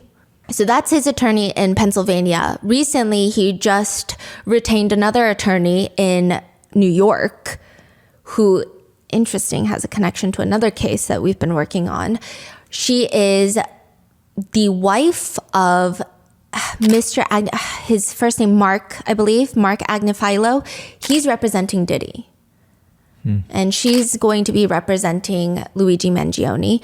She is actually very well established. She's the legal counsel for the Law and Order show. She's the consultant to make sure that everything makes sense in the legal world. She's done a lot of good work, and she will be representing Luigi now. High profile attorney, very well connected, which is usually helpful. Now, Luigi's friends have come out of the woodworks to talk about him. Obviously, many people are speaking about his back surgery and the potential debilitating chronic pain he suffered from. But some people, most of them, are just talking about how nice he is. I haven't seen a single weird thing about Luigi yet. And they're all just surprised. They say even when we had conversations about capitalism and all these things, Luigi never seemed like someone who had an axe to grind. He was always very calm and chill. He was the leader of a lot of clubs. To which someone comments, in the club, we're all crying for Luigi. But one netizen comments, it's truly a testament to his character that even after becoming a suspect to a high-profile murder case, everyone that he knows and has interacted with has nothing but good things to say about him. And the crazy thing is, if you watch these interviews of mainstream media interviewing his friends, they're trying to trip the friends up, like asking, like, are you sure he didn't say anything crazy? Are you sure he never acted a certain way?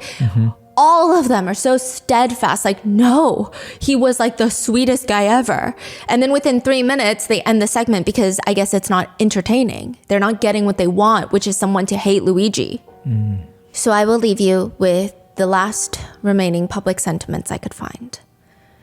Some people think that Luigi is evil, especially now that he has been arrested, his Goodreads account has been revealed, and all of these other things. And they write, great big round of applause for the law enforcement personnel who resolved this so quickly. Anyone who elevates this man as a hero is ignorant. Imagine a world where supposed vigilantes are heroes. You would be the next victim. Most netizens comment, sorry, I don't make enough to be the next victim. Or simply, why would I be the next victim? I'm not killing people by denying them insurance that they paid for. Another netizen states, those hailing him as a hero must confront the chilling reality. He took the life of an unarmed human being in cold blood with the victim's back turned, a deliberate and cowardly act. Other netizens are more focused on the potential hypocrisy of the incident, writing, you hate capitalism, yet you come from a wealthy family? Another person comments, nobody cares. He wasn't trying to stop World War III. He pulled a trigger premeditated on a man for financial reasons. We shouldn't give him a platform. There is no rightful advocating for violence. Fuck him.